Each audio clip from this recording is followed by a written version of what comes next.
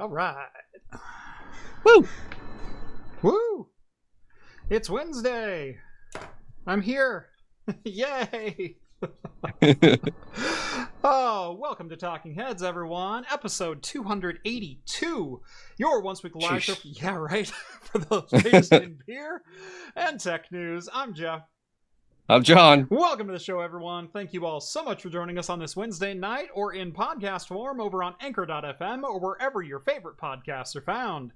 If you've never seen the show before, we talk beer, we talk tech, we talk games, pop culture, entertainment, usually some Star Trek, and tonight maybe a little D&D and magic.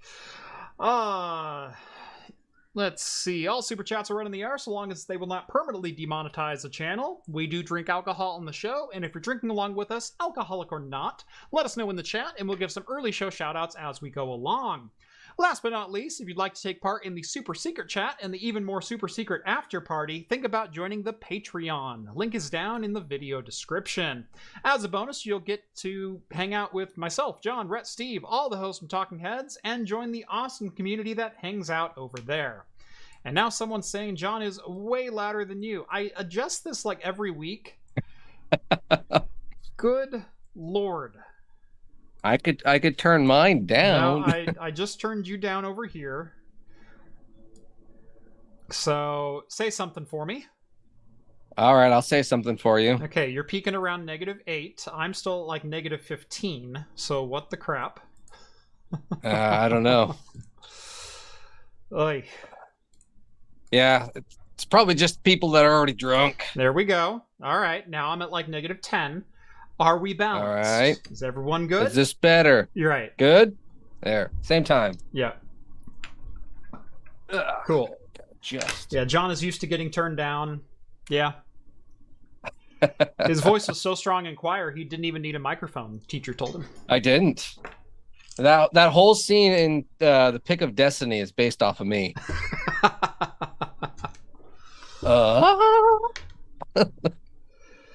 In another life, I thought you were guitar guy in Fury Road. Everyone's saying it's better, although that's coming from Echo, so I don't know if I'm going to trust that. Much better. Okay, cool. All right.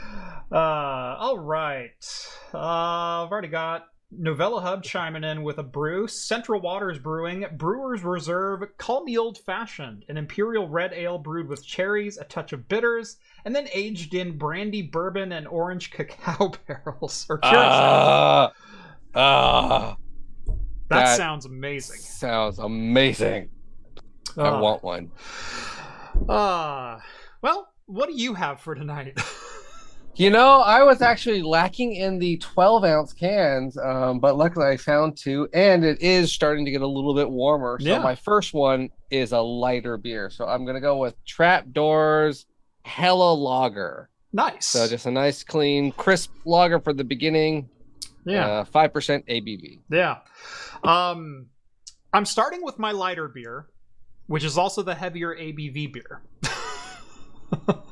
Okay. So I've got two beers for tonight. I've got a 5.2% porter from Stormbreaker, Rhythm of the Night, and this can is right up your alley. Oh yeah. I love that can art. That's going to be my nightcap. I'm going to start with a good red ale, very similar to Novella. Oh, you horrible man. You horrible man, you. Oh, from New Holland Brewing in Michigan, it is the Dragon's Milk Crimson Keep Bourbon Barrel Aged Red Ale, clocking in at 11%. Now, John, I have plenty to share. All right, you better. I have literally at least two of each for you. If not, maybe like, little. So yes, I do have some for you. You're not going to be left out on this. The boxes arrived yesterday. Now, the funny thing is, I've never seen a whale pod fail before, but apparently one of the bottles managed to break. At least one of the bottles managed to break. And this was the 24-pack 12-ounce bottle thing. So it's got like 3 layers of foam to keep everything tight and nested and everything else. What happened was one of the 2 boxes made it no problems. Whenever 2 boxes of liquid is shipped to me and one of them arrives a day before the other, I get really worried. And that's what happened here. So box 1 arrived and then box 2 arrived. Box 2 lost. Yeah, box 2 was wrapped in shrink wrap. Now, well, that's weird. It's weird that something going through the post would leak and then continue on its way, because normally USPS will open the box and go, you're not supposed to have that. That's mine now. Yes, exactly. Right. What happened was someone wrote on the box, arrived damaged at PDX, opened the box, removed the bottom foam. Oh. Okay. All the bottles are now just loose in there. Retaped it, shrink wrapped it, and sent it on its way. Oh. No. So it's really not the No additional bottles broke. I received 46 out of 48 from the whole shipment. That's pretty good. I have no idea how. Well, probably after the shrink wrap, they were like, we got to handle this with care. Right. But the fact that they were even sent on their way is kind of amazing to me. Yeah, that is shocking. I mean, the moment they would have seen that. Right. Well, I guess if the box got like shipped and then landed, say, in the Portland PDX or USPS office before, and that's where it got opened, the guy was probably like, oh, it's beer. Oh, okay, I get it. It's cool. Yeah, it's cool. Right, and that's probably what happened, because I've been called from like Kent, Washington and things like that of like, hey, we received a shipment that we cannot deliver, so you can come pick it up in Kent. But if you're not up here in 72 hours, we're going to destroy it. So I've received that notice before. A couple of times, maybe. Anyway, Dragon's Milk, Crimson Keep, Bourbon Barrel Aged. I did crack open one of the golden ales yesterday. Just to try, because you got to, right? Try. Yeah. Oh my god. Really? Oh, it's good. Golden ales are okay, but the red ale was the one that was like, I would want to have that one. I wanted to try for the first time on camera, either in an actual video or here on the show. But the golden ale shocked the living daylights out of me. Really? It's a golden ale, and it's 11%, and everything held up and was actually cranked up a little bit as far as flavor goes. Like the malt that it leads with is otherworldly good. And then it actually finishes very nice and light-bodied and everything else. And you would swear you're drinking a slightly malty 5% golden ale. Those are the most dangerous kind. And that's the thing, though. That's the same with like just the regular Dragon's Milk and the specialties of those. It's you always think that there's no way this is 11%. So number one. That's good color. That's a really good color. Crimson is very accurate in that one.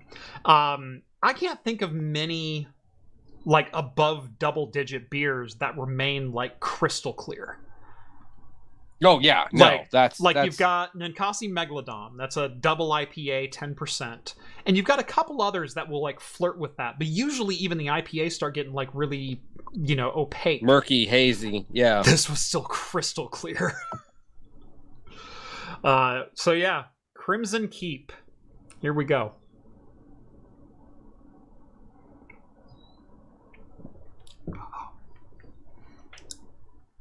I regret to inform you the rest of the bottles may not have made it. Of course.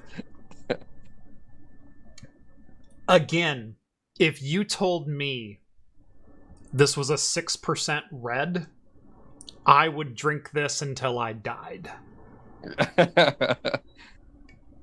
Well, technically, yeah, that's really true. So it'd be if you had a big, like 20-ounce, 6% red, that's the equivalent. You could do a bomber of this by yourself. Oh, I bet. No problem. Let's see, what is it? No problem. Dragon. What? Do you remember what it was called? The Dragon's Milk? The red. Crimson Keep. Crimson Keep. The golden and the original all rate between 3.96 and 4.02. If you're looking for Untapped. Yep. I was just looking to see what the description was that they had. Yeah, I think this was the 4.02. Bourbon barrel aged. Huh. Yeah, these do not disappoint. I haven't had anything bad from New Holland. No, but oh man. All right, so it's year round. Oh, available starting this year. Yeah. That barrel aging sneaks up on you. Like that's what I'm left with is just a little bit of oakiness, a little bit of vanilla, kind of on the back. Yeah, it is bourbon barrel aged.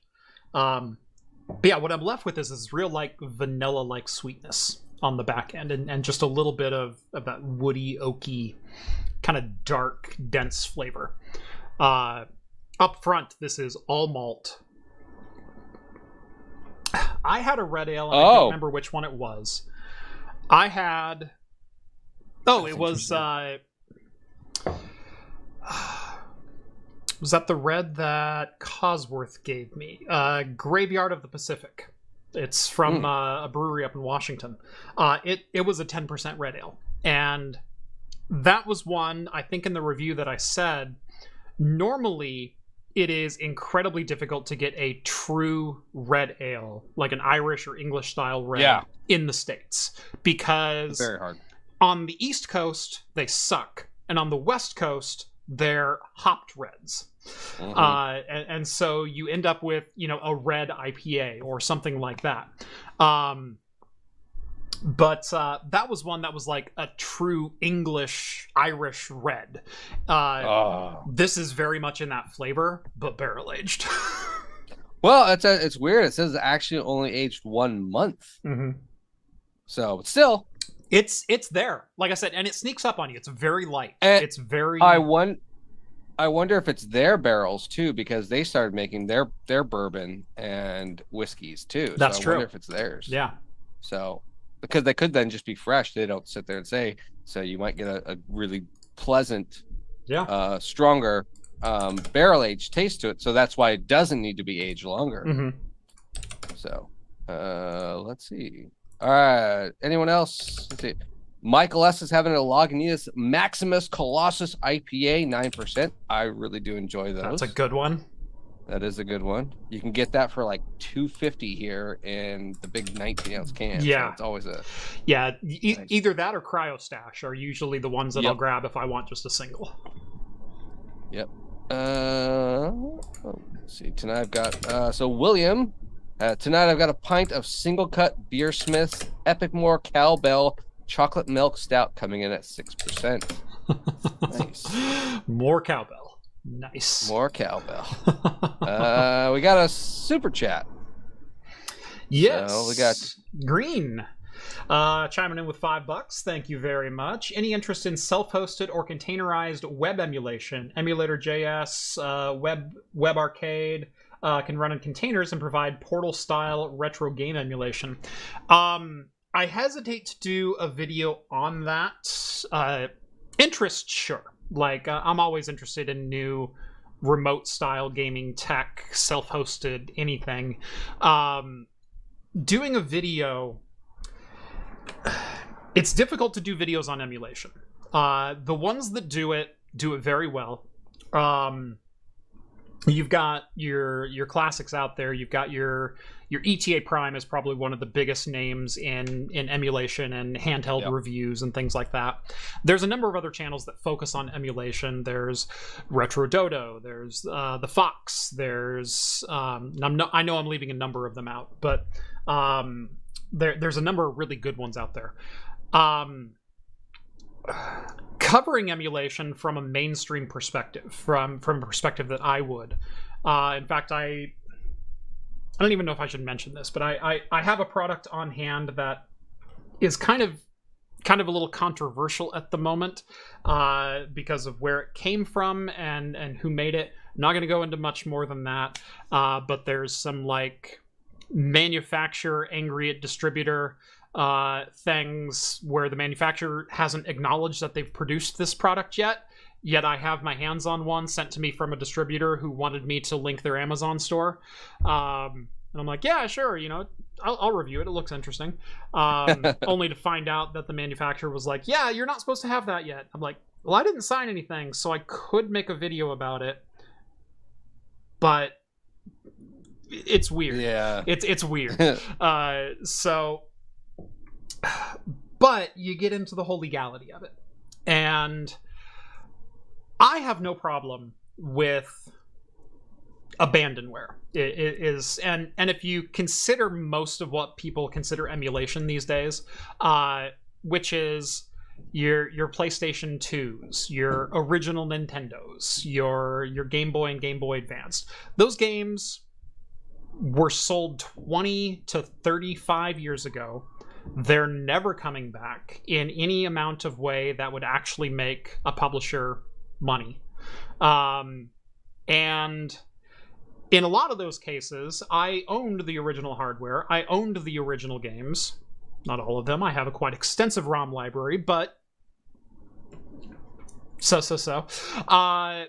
yeah.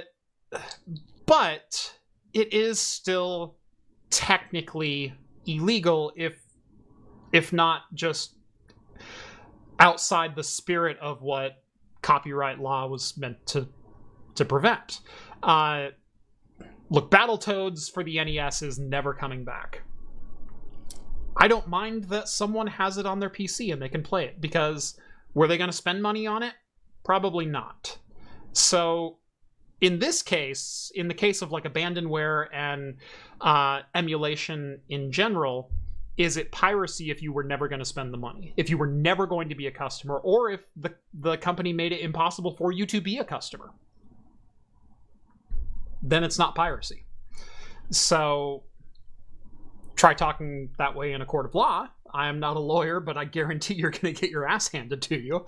But that brings it back around to any interest in Emulator.js, which is a web-based, JavaScript-based emulator that you can run on a web page, and you can run your own cloud-hosted emulation system where you can just run the emulator in JavaScript on a web page and play it from any device. Playing it on your own hardware is rough enough. Demonstrating how in a YouTube video to make that gameplay available for anyone else who doesn't know how BitTorrent or ROM websites work, that's another step in legality entirely that I'm not willing to cross.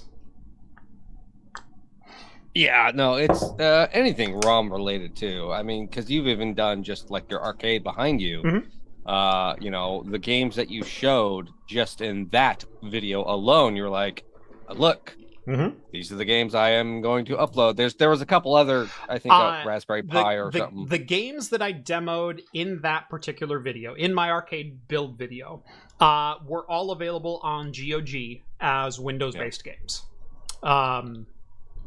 Is that what's running behind me? Sure. Yeah, I saw it earlier. Sure.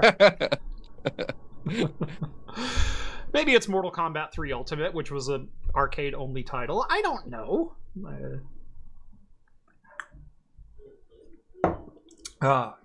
Yeah, I saw that in your last video you posted today, and I was like, oh, that's actually kind of a nice background thing, because he can always have a different game in the background. What I do I've started playing a little game with myself where anytime someone can call out the title of the game in comments, I change the game. So a couple times it's been like 2 or 3 in a row, and then someone will go, "Oh, hey, it's Puzzle Bobble 3," and I'll go, "Ah, dang it, moving on to the next." So as soon as someone guesses it, I move. But so someone quick go comment on the latest video and he'll have to change MK3 Ultimate. Yeah. So, but yeah, emulation in general is a difficult thing to cover unless you're a dedicated emulation outlet. That being said, I have covered it before in a couple different things. I've started emulating Breath of the Wild in a couple of my benchmarks just to give people an idea of like, hey, CMU works pretty well.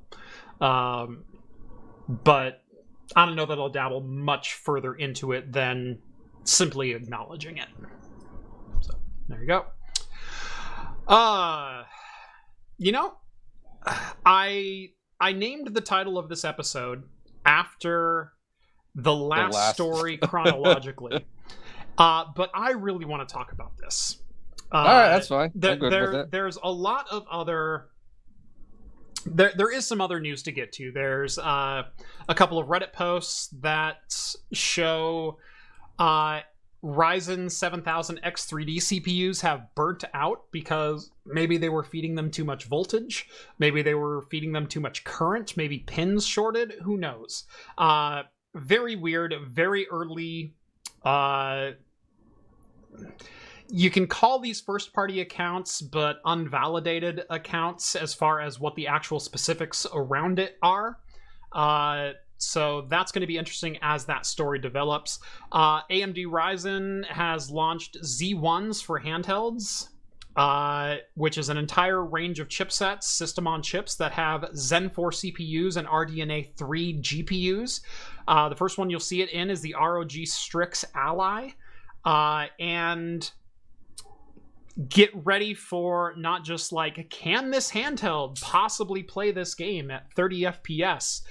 We kind of got that with the 6800U when we got past that benchmark where it was like, hey, I expect 60 FPS, like pretty frequently now, and maybe 1080p in a pinch, low settings. Get ready for 1080p 120 hertz in a handheld. That's that story in a nutshell.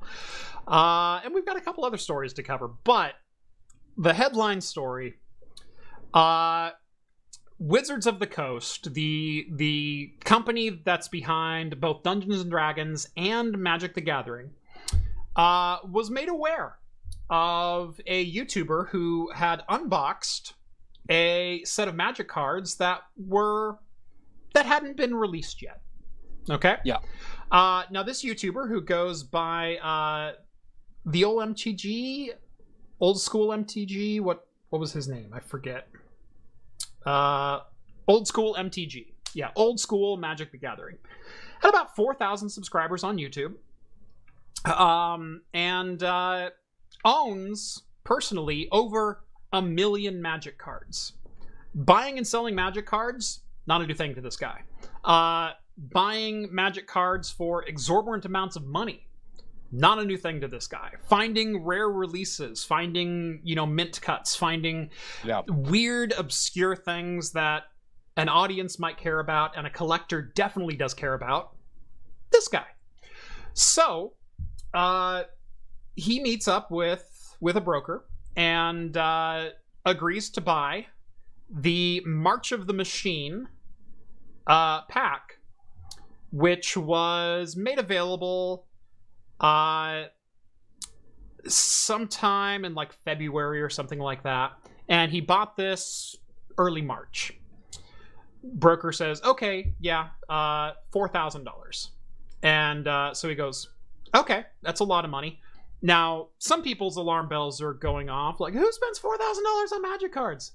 Yeah. He's not the first, and he definitely will not be the last, okay? Yep. This is coming from a person who has 1 million Magic cards in their collection. That's the price of some of them. Anyway, pays the broker, goes home, and has March of the Machine, the Aftermath. which is a pack that it's an expansion pack for March of the Machine that has not been released and was supposed to be revealed at the beginning of May.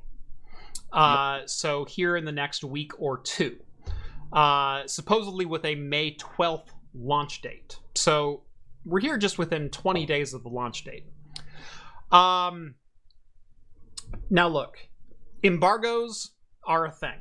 They are, street dates are a thing. Street date is what you talk about if you're talking like movie or book releases. If you walk into a retail store, if you've ever worked in a big box store or a video store, you will see pallets of DVDs that are covered in cardboard and shrink wrapped, and it says street date 3/31/23, which means you can't break that seal on that pack of pallets until 3/31/23.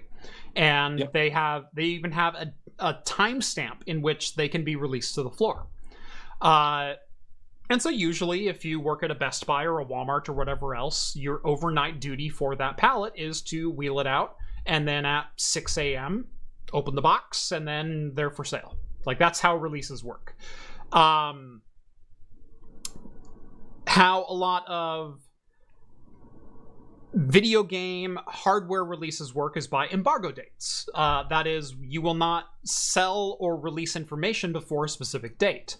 And an embargo is different from an NDA. An NDA is a legally binding contract that I would sign as a reviewer saying, I have no knowledge of the RTX 4070. I will not speak of it unless it is publicly available knowledge that I gleaned from a third party, kind of thing. And I will keep all first-party communications under wraps. That's a standard NDA. I sign those all the time for unreleased hardware. An embargo is simply an agreement, a gentleman's agreement, that neither one of us are going to talk about this until May 12th, and then all hands off. However, as a consumer, as someone who doesn't work with Wizards of the Coast, Magic the Gathering, he's not under NDA. He never signed a contract. He never agreed to an embargo date via email. He simply bought a pack of cards. Okay?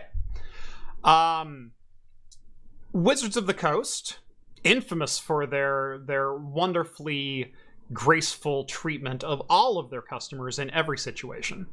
I can't think of one time they've made anyone irritated in the least. Recently or otherwise. Of course. Did they call old school MTG and say, hey, I saw you got this pack early. Where did you get it from? Because that's not supposed to be released yet. Hey, I saw the video. I appreciate your enthusiasm for Magic. I appreciate you being a customer. Tell you what, if you can take that video down until May 12th, you can put it back up after that. That's totally fine.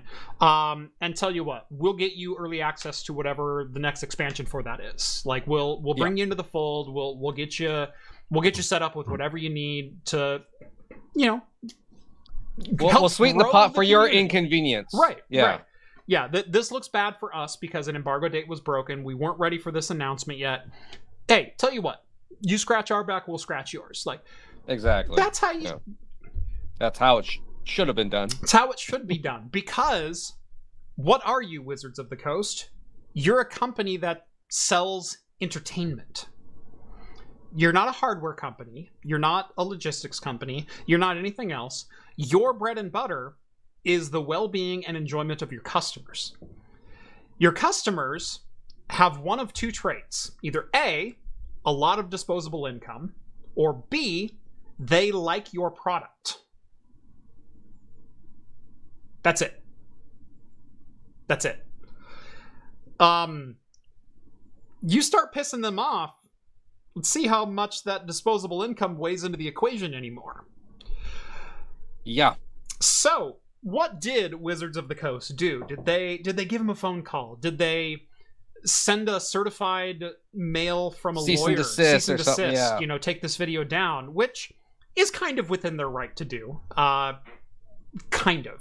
Because, again, there was no agreement between Old School MTG and Wizards of the Coast to agree to an embargo date. So they can certainly send a cease and desist and say, hey, you received this product under false pretenses, or we believe it's stolen, or anything else. But no crime has been committed here. Even if this involves forfeiture of property or anything else, this is a civil matter, not a legal matter. There's a very clear distinction. Again, not a lawyer. Again, not all the information is out. But from what it sounds like is the broker had these boxes of unreleased cards for a looming release date, and mistakenly sold one of these packs to Old School MTG. Old School MTG goes, oh, this is an unreleased pack.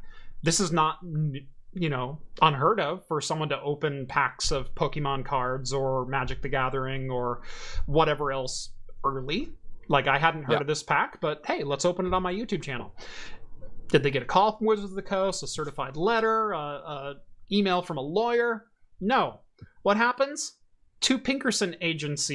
Pinkerton. That Pinkerton. The Pinkerton you're thinking of. The Pinkerton from Red Dead Redemption 2. Those Pinkertons. The union busting baddies from the early 1900s. Yes. The organization known for restraining their forceful hand and tactics. The one that's known to be on the side of good.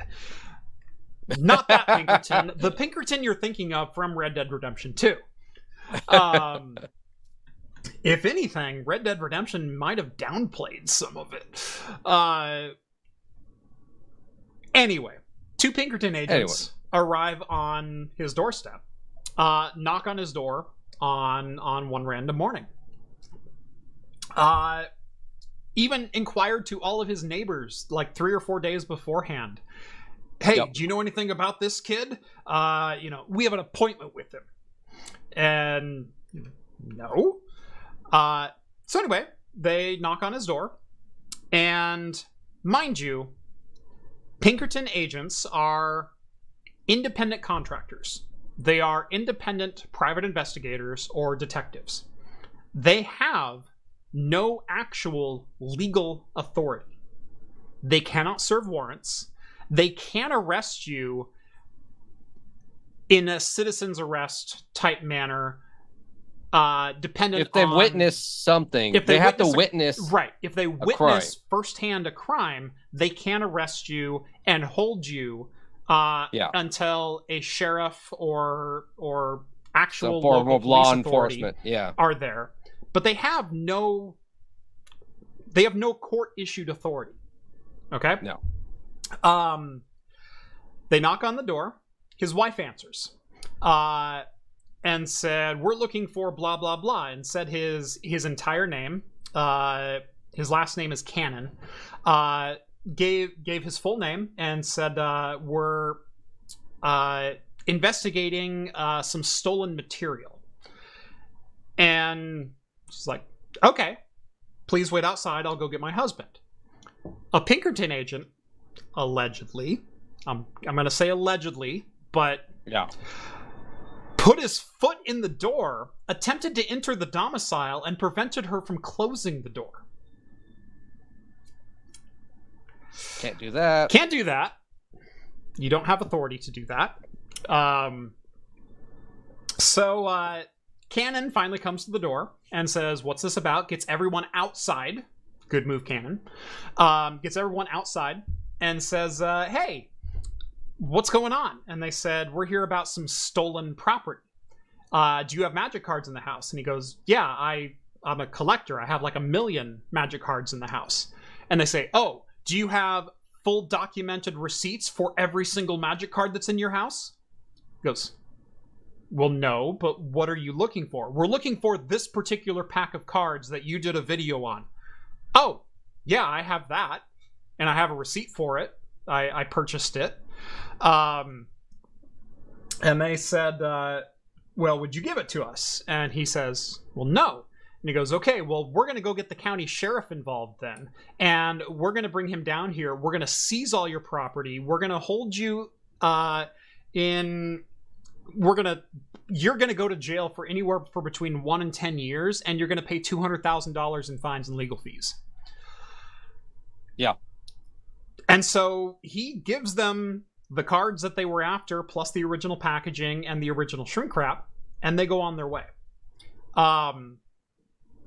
Now,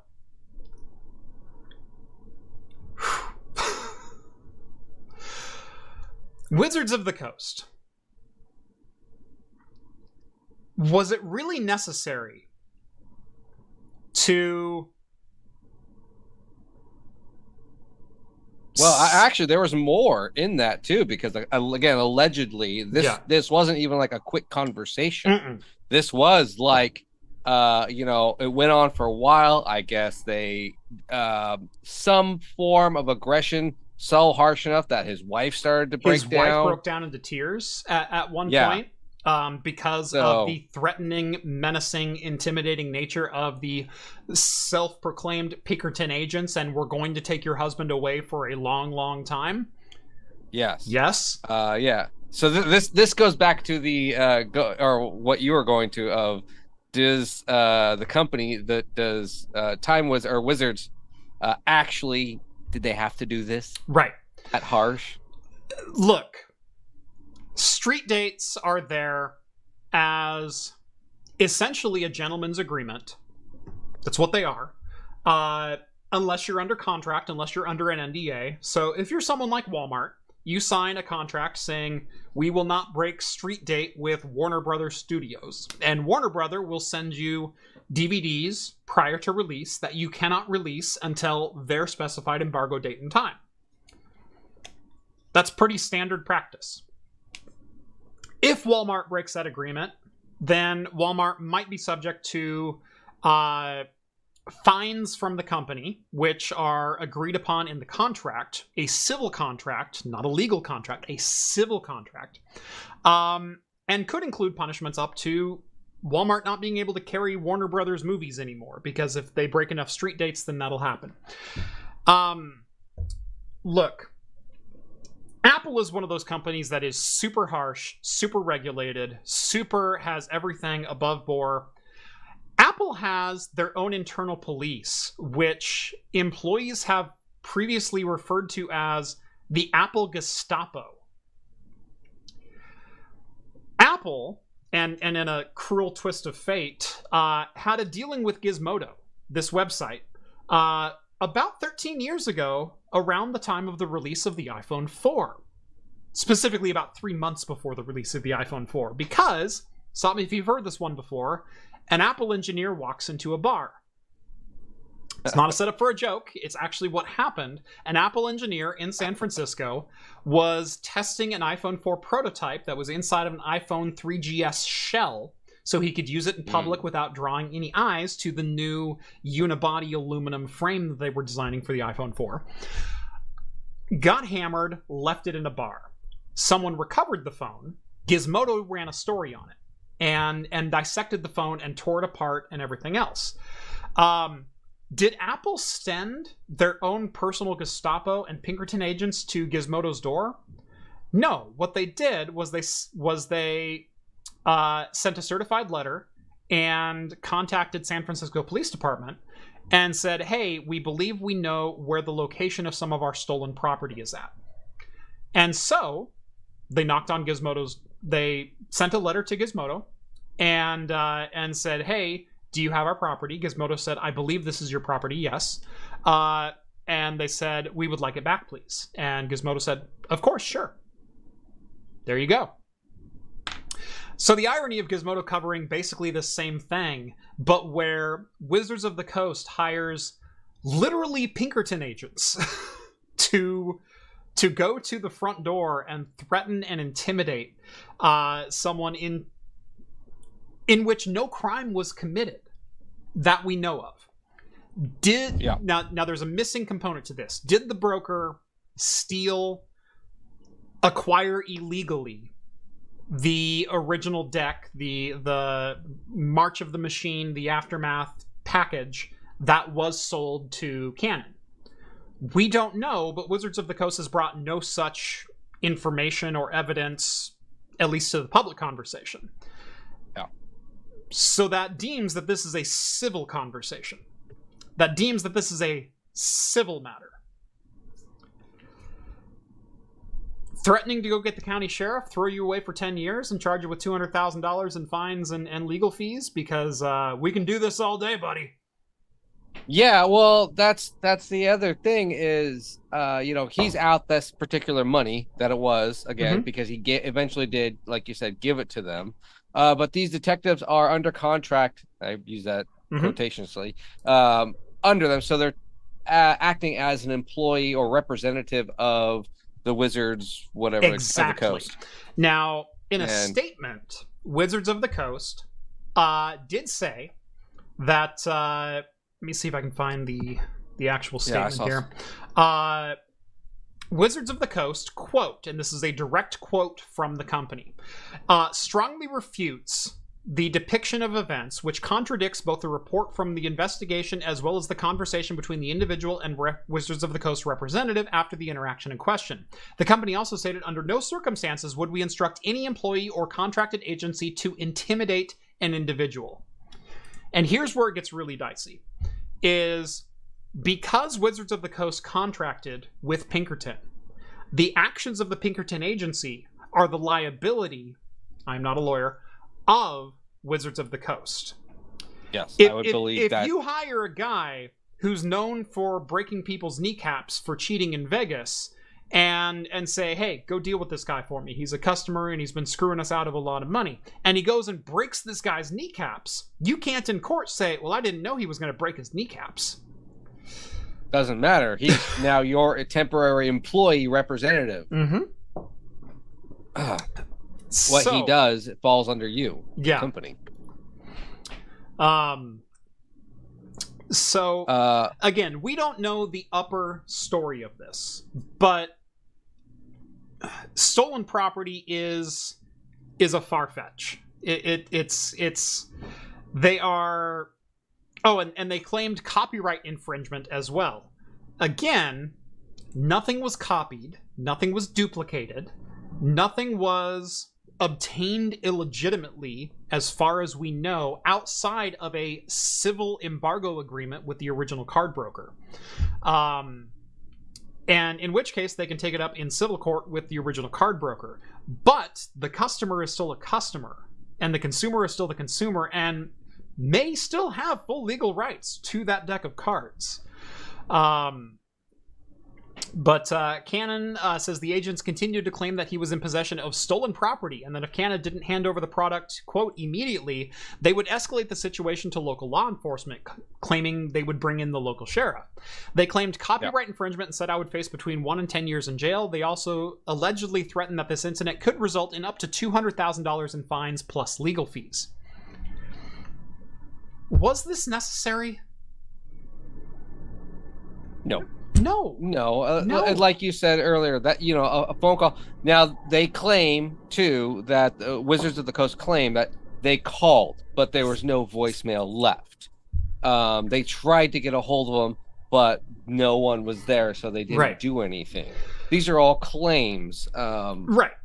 I'm going to go out on a limb, and I'm going to equate this to some Nintendo practices in recent years of DMCAing gameplay that has been uploaded to YouTube, saying that is our property. No, because fair use dictates that as many people as I want can watch me play this game. It's fair use, and by me playing this game, it becomes a derivative work of your work, which means I can republish it with full rights. You don't own Mario once it hits my hands and it's on my screen. Now, I can't copy Mario, but I can certainly perform Mario. How is this different from a musical instrument manufacturer, say Buffet or Selmer or something like that, saying, anything that you produce on that saxophone, we own because it's our instrument. Well, I mean, you can even literally go into the whole idea of a computer or a graphics card or a camera. Right. You know, anything that comes out of this have been recorded and uploaded. Well, technically, Canon and Sony own this stream right now. Plus a bit of YouTube and you know, I'm on NVIDIA. I'm on Zcash. Oh, okay. Right. But yeah, it's a ridiculous argument that no one would ever make. So why are we allowing it to be made in the context of card games and video games? Well, I think this comes back to the statement, like he stated, Cannon stated about his wife being threatened, and I think the investigators knew, hey, if we use this lingo, that works 99% of the time. You ever watch, you know, cop training videos or you know, survival videos? Yeah. There's always, you got to be aggressive first, and then a lot of that times just get you what you want. Yeah, look where that's people led usually us. just, but just like in the article, it stated that it took a while for them to calm down, or for Cannon to calm the situation down. And it was Cannon who calmed the situation down. Exactly. So agents. No, and it, I mean, it's kind of like dealing with what are those bond bailsmen, you know, the bounty hunter type guys. Yeah. That's probably how they're acting. It's like you have to go aggressive hard all the time. Right. But the thing is, bond bailsmen do have legal authority from the courts. Pinkerton detectives do not. No. You can have investigative licenses. You can be licensed as a private investigator and do things that are slightly outside the law, or if they're suspicious, you go, I'm a private investigator, I've been hired by such and such to look at this person or sift through their trash or whatever else, and the police go, oh, okay, as long as you're licensed, like as long as you are not directly breaking the law, like you can sit outside someone's house and take pictures so long as you have a private investigator license, because you then have a contract with the company that hired you that says it's not just the license too. You have to have the contract. It's also a contract. You can't just go around taking pictures of people. Rules. Jeff, I'm gonna get this license just so I can go around to my neighbor's house. Right. But it's legal. But yeah, it gives you more leverage, but it's only a set of rules that you can follow. Pinkerton detectives are nothing more than private investigators, which means they do not have a legal right to enter a residence, to force their way to enter a residence, to threaten jail time, to threaten legal fees, to anything else that Cannon is alleging in this report. And I have to ask, Wizards of the Coast, is it worth raking your fans over the coals left and right instead of celebrating the fans that you have? Just as a straight up like business decision. You are in the entertainment industry. If I every day got onto my YouTube channel and said, you all, why do you even watch this crap? I don't even know. I hate you all. No, what do I do as a YouTuber? Hey, thanks to see everyone. Thank you so much for watching. I really appreciate it because I actually do. You are the reason that I get to do what I do.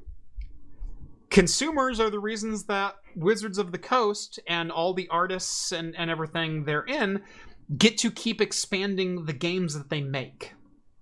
Without the consumers, without the people who liked the product, there would be nothing. It makes great business sense to, instead of sending two Pinkerton agents to some random Florida kid's house and threatening 10 years of jail time because someone leaked your cards 2 weeks early, to go, hey, you know what? You're such a fan. You found this. It's a great opportunity. Let's bring you to where they're printed. We'll give you an uncut sheet. We'll do this for you. Like, thank you so much.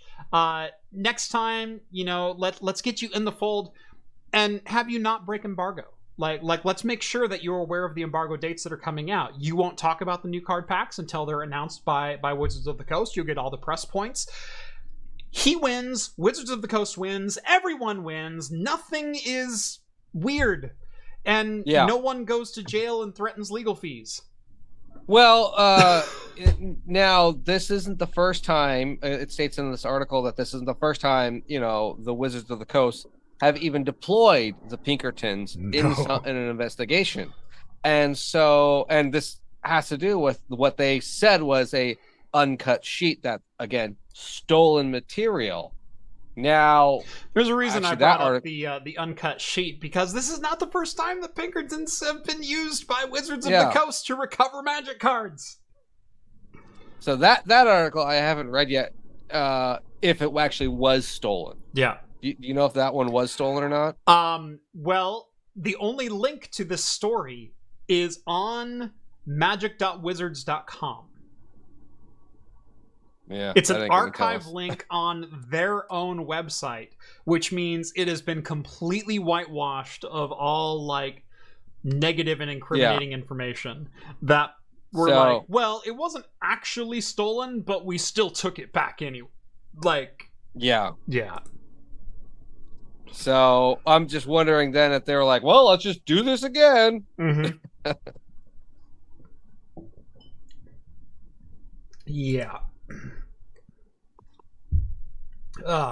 Anyway, we've been on this for a while. Yep. Corporate America never fails to surprise me. Shouldn't just say corporate America. I should just say large unthinking corporations who will step over $1 to pick up a dime. How could you not see this as an opportunity rather than a front to everything you believe in? How could you see this particular situation as this guy's trying to screw over my announcement? Or this guy's so super enthusiastic, he paid $4,000 to have early access to this pack, understands what he had, was super excited on his video, brings people into the fold as far as being Magic card enthusiasts, and is probably better as an asset for us than a detriment. Why don't we work with it? Like, I mean, how much of that you don't think that way, Wizards of the Coast? Well, that's the thing. How much better of a story would it have been to promote this item to be like, found treasure item, accidentally re-release, and then they're gonna make him like the face of a particular launch in a sector, right? In his state, and then boom, he's gonna be the one to launch or it. He gets first hands on for the next expansion pack for the next. But then you write a story of like positivity, right? Where check out the enthusiastic reaction to this latest set. This is how awesome it's gonna be, type of a thing. And Captain Tack points out, and he didn't even know it was going to be early access when he agreed to pay $4,000 for it. Yeah, $4,000 for cards that he already owns 1 million of. MTG fans, don't at me. I understand that Magic the Gathering, like I was huge into Magic the Gathering at one point in time, first, second, third release, but someone paid $4,000 to receive an expansion pack of cards, of playing cards, of wax covered cardboard. Do you think maybe they're a better customer than you want to give them credit for? And maybe they're not trying to screw over your company? This guy literally puts his email address in every one of his videos. They easily could have reached out to him. And they didn't. Yeah. Because I'm looking back at some of his older ones to make sure that signature wasn't just like a new thing he put on for support. It's on 3 weeks ago, way before the video. So I'm betting they didn't even watch. They just saw the cover, this thumbnail, and some executive freaked out. Yes. Get him. Go put a stop to this. Right. And that's exactly what it was. And so some exec freaks out and goes, they're ruining our launch. My personal launch. And I took that personally. And so what do you do? Or whoever designed the card, pay hired goons to show up at his doorstep. Denvera chiming in with $5. Thank you very much, Denvera. And I definitely, absolutely, sincerely appreciate that. Now go away. What the hell are you watching my show for? Derivative work requires authorization. No, it does not. Fair use is a defense against copyright claims for unauthorized derivative works. Fair use is, unfortunately, not fair use until proven fair use in a court of law, unless there is back catalog in a court of law that defines your exact use case as fair use. I know that got complicated really quick. Derivative work is a statute of fair use, and is used as clearly derivative, so clearly inspired by, but original in its own sense, to the best of my understanding of that definition. Derivative work can be a fair use thing. It can also be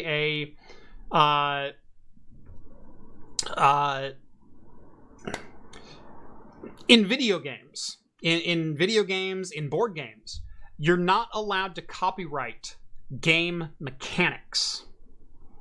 So if I came out with a game tomorrow that was a real estate purchasing game where you went around a board and you could be thrown in jail if you either went too fast or made money too quickly, and as you're going around the board you have to pay rent, and once you own like a little slum of the city, you can upgrade it and build like skyscrapers and crap and start charging people more money because now it's an upscale neighborhood. And I called it Unopoly. Everything but the name is derivative work, because you cannot copyright game mechanics. So when it comes to artistic expression, when it comes to gameplay, and we're focusing on gameplay like playing Splatoon on YouTube or Twitch, where Nintendo was DMCAing gameplays, let's plays of Splatoon 2, because they're like, that's our game. No, it's not. I mean, it is your game. You can sell a copy of the game. You can sell rights to a license to the use of a game, is kind of what it is. But the gameplay that's happening on screen right now is derivative in spite of you. It's using your content to create something new. Because the action that's on screen right now in the Twitch stream or whatever, and the commentary that's being given, and the actual gameplay and the interactions have never happened before and will never happen again.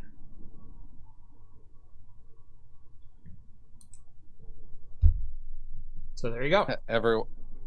Everyone's now just realizing it says Rhett above my name. Or in the L cart. Oh, well. Like, yeah, we don't have... You know what? I got everything else. Let's see. There we go. How's that?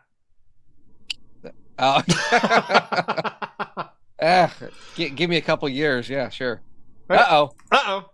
Now we just blacked out. I was going to say that my camera's got... Oh, wait, no, yours is too. Joe goes sideways. That's awesome. I've got a couple others in there, too. All right, we can move on. How is your beer now that it should have been warmed up for about an hour? Delicious. Then I told you,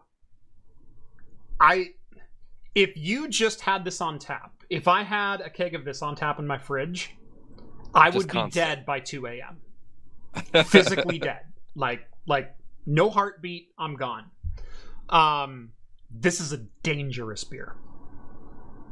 Very dangerous beer. And the Golden Ale is right up there with it.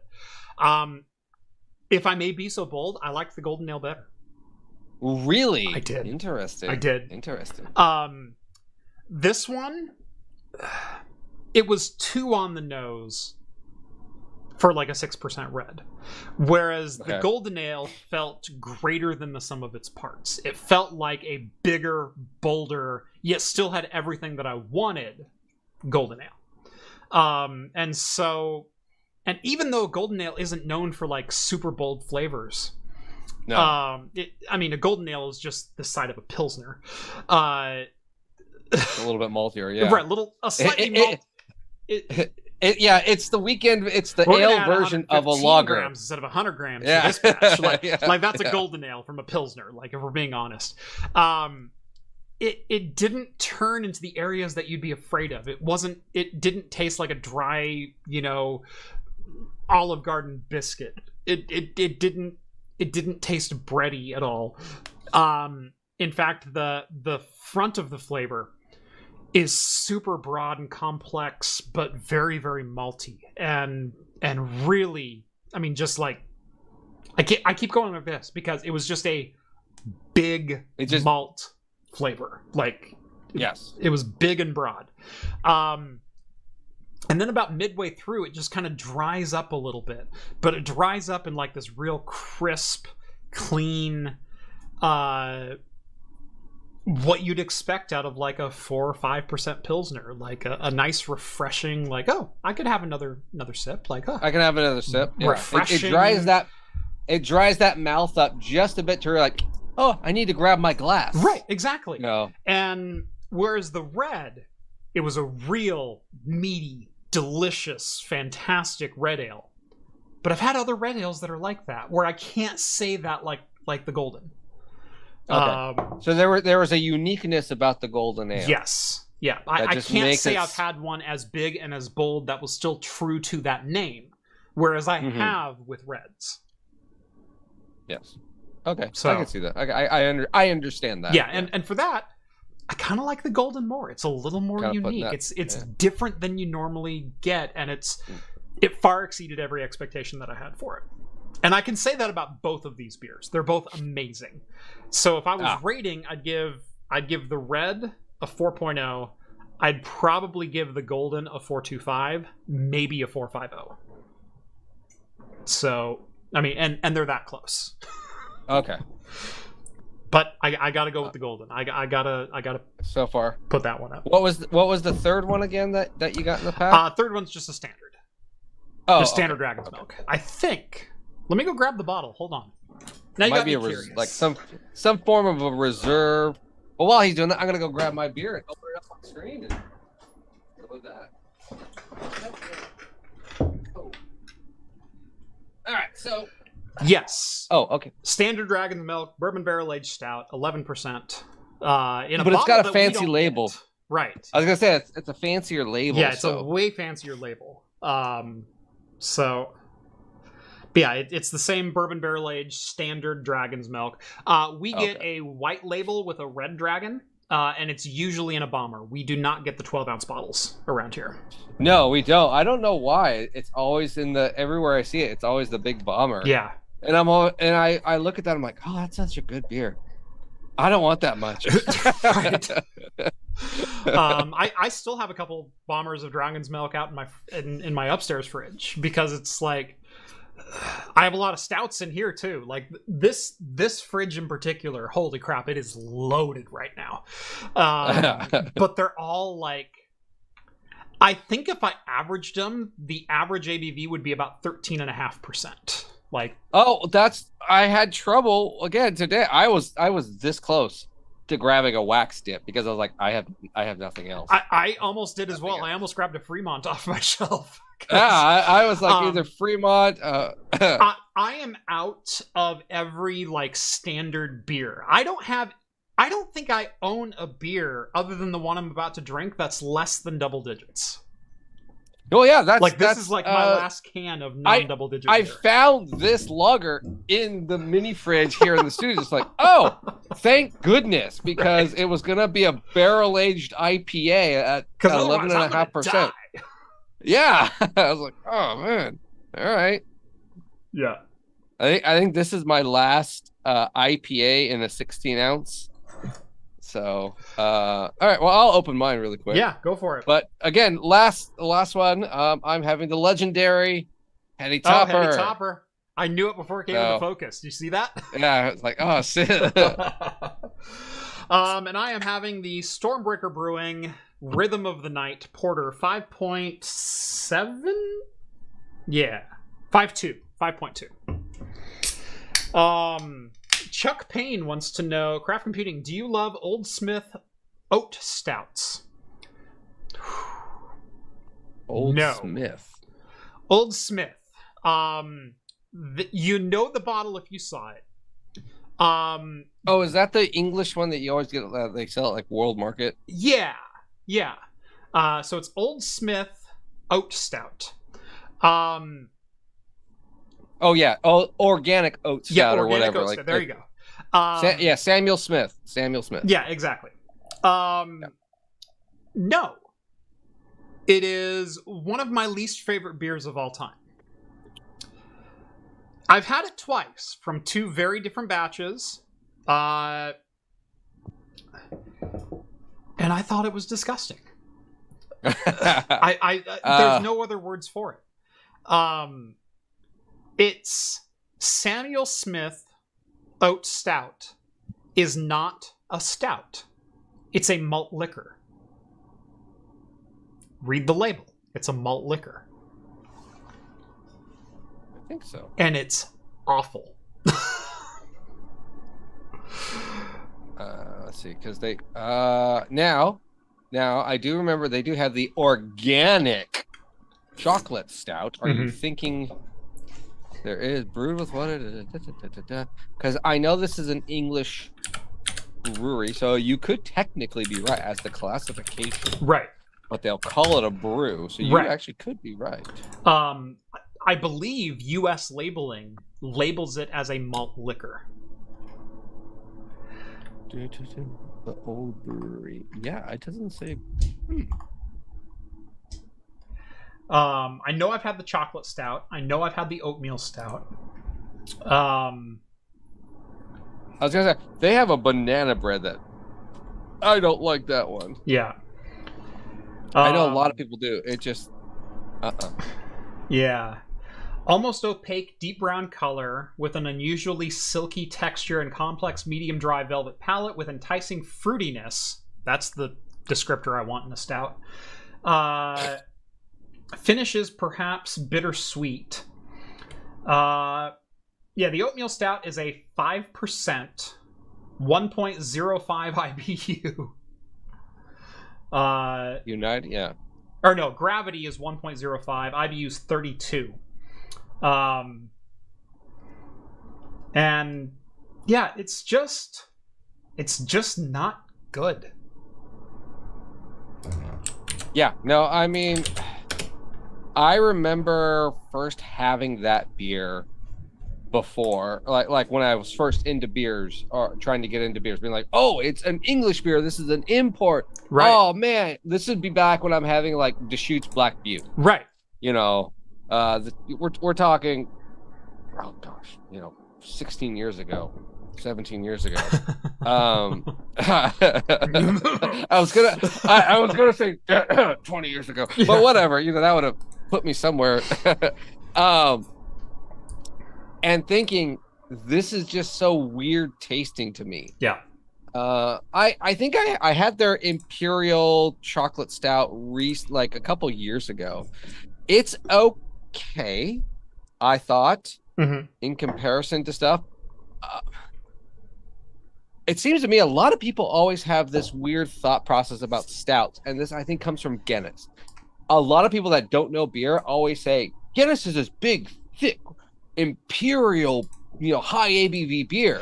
Guinness is what, a 7% nitro? Like it's like 4.8 to 5. It actually ranges. They don't know. It's a nitro. It has the consistency of water. Yeah. Calorie wise, milk. it's yes. It's not water.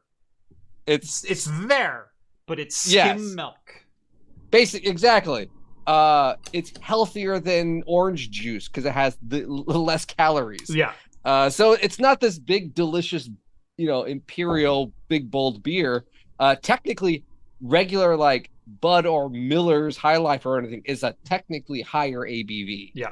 So I don't know. There's this thought process I think people have with this, and I have this too with Samuel Smith's just not being very good. Yeah. I remember having their oatmeal bread one and not liking it. A lot of adjuncts, and this was way before adjunct was a thing. I don't know. Yeah, I don't buy them, and I wouldn't buy them again. No,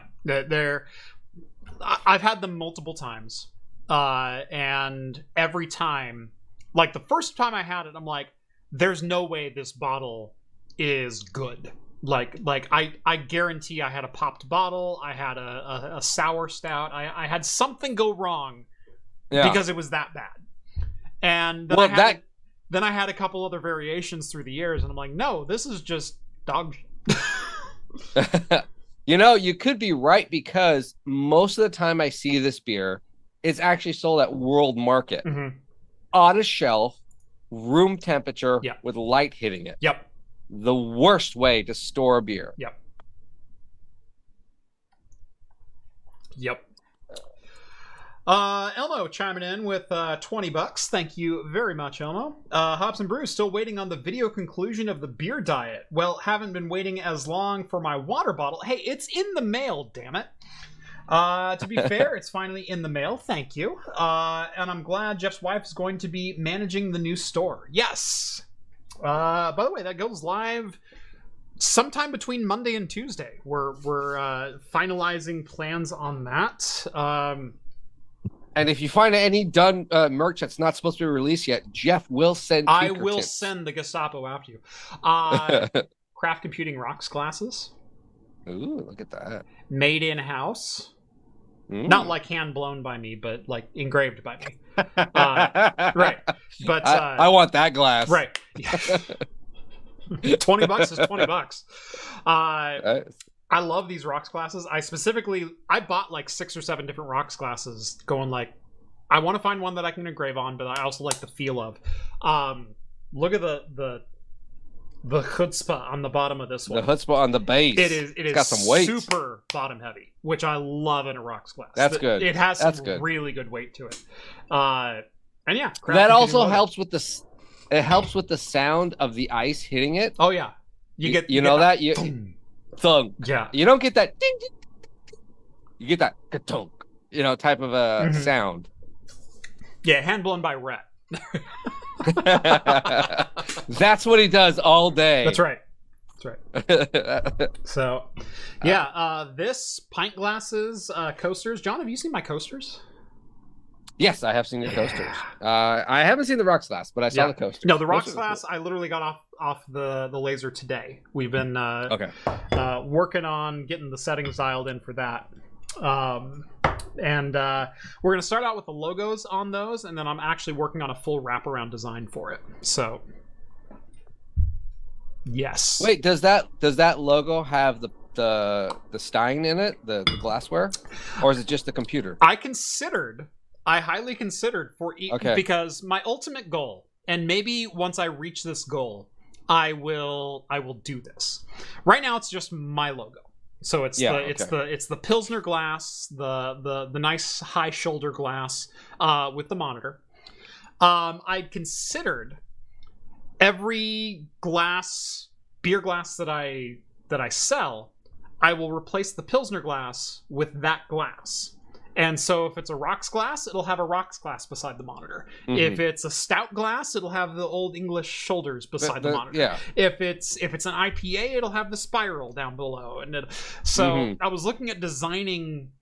I want to sell glassware for like every type of beer because I'm very big about glassware, and I want to sell products that I think people would also enjoy and get the most enjoyment out of their beer with. So why not engrave my logo with that glass? Yeah. Oh, exactly. That would be cool. That's I mean, once you get it done and nailed down, then you're fine. Oh, and the texture on here is fantastic. I love. This is not coming off.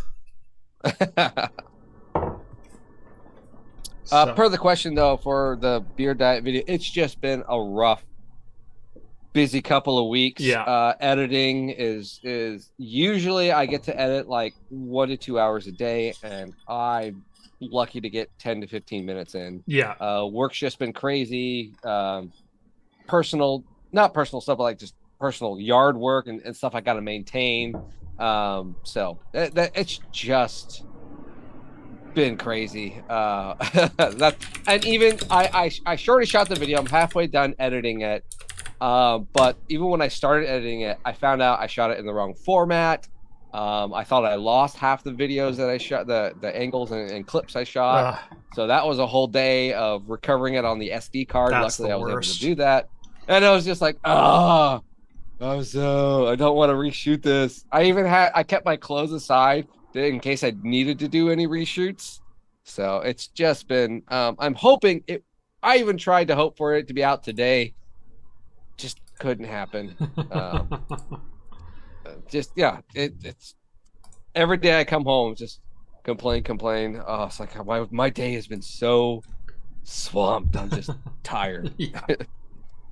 So that's where it's at. But so far, what's there is turning out good, and I like it anyways. It won't be 3 hours like the last one. Yeah.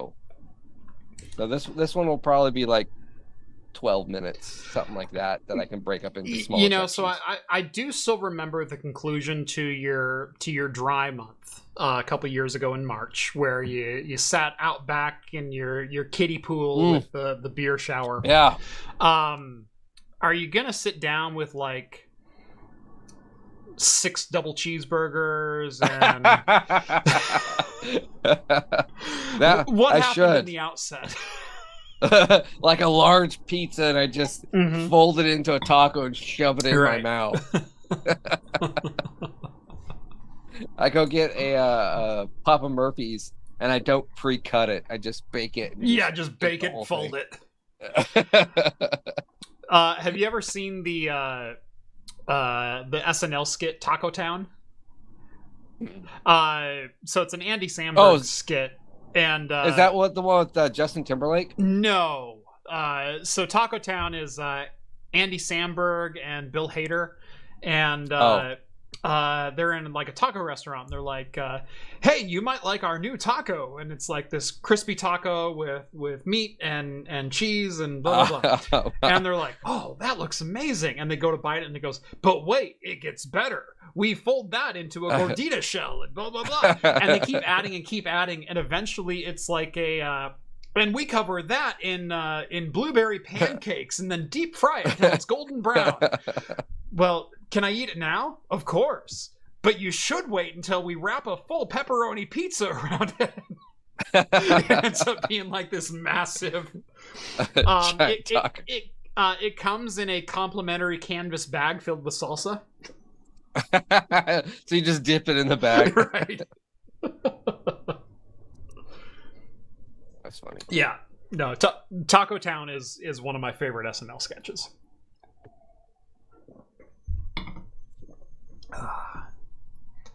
All right. Yeah, no.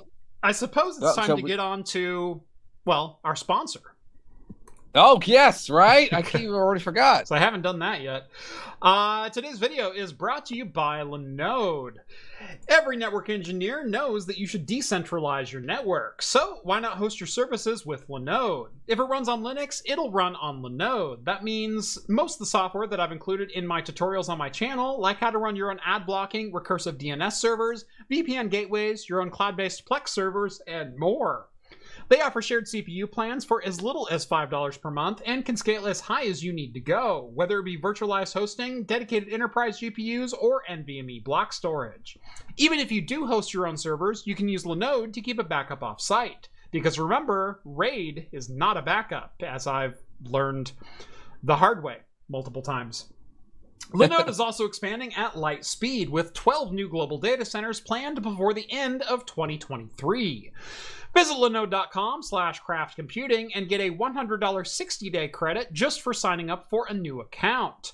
Again, that's Lenode.com/craftcomputing, and a huge thanks to Lenode for sponsoring today's episode. So if you didn't know by now, you're Lenode. Now you Lenode? Now you Lenode. All those network engineers now Lenode. That's right. All right. So what are we going to jump into now? We got a lot. We should probably jump into our second story of the day. Part of the reason we spent so much time on the last one is I'm just so pissed off at Wizards of the Coast and just the premise in general that corporations can do what they want because they have money. And I mean, we could literally spend the rest of the time talking about. I could go into more aspects of this whole situation that I'm pissed off with. Oh, I was saying we could just literally go for the next hour and a half of Picard season 3 if you want. I think you and I, not in talking we should heads, get together, but we need to get together next week, and we need to do. God, we need to do a binge party where you and I just watch it and comment on it the whole time. Oh, that would be. We need to go. We need to go 1 to 10. We need to spend 8 hours together, and we just need to dive. God. That would be a fun. We could do that on a Saturday. I think we need to do that. That would be. We would. By the end, we would be in tears because of one, it's that good, and two, the amount of liquor we would have consumed. So, did you see my official Star Trek Picard season 3 review? I saw the one you posted, the very long 10 out of 10, 10 out of 10, 10 out of 10, 10 out of 10. We get to episode 7, and it's 7 out of 9. And then it's 10 out of 10, 1701 out of 10, and then, oh my god, holy crap, oh my god, what the fuck, holy crap, out of 10. Yep, it was that good. The entire time I was going, we are getting so spoiled. This is the best Trek that we've ever seen, and that's coming on the heels of Strange New Worlds, which was pretty freaking good in its own right. Strange New World is pretty darn good. I have no complaints with Strange New Worlds, and I had genuine hesitations and reservations going into season 3, going it's just going to be a reunion show.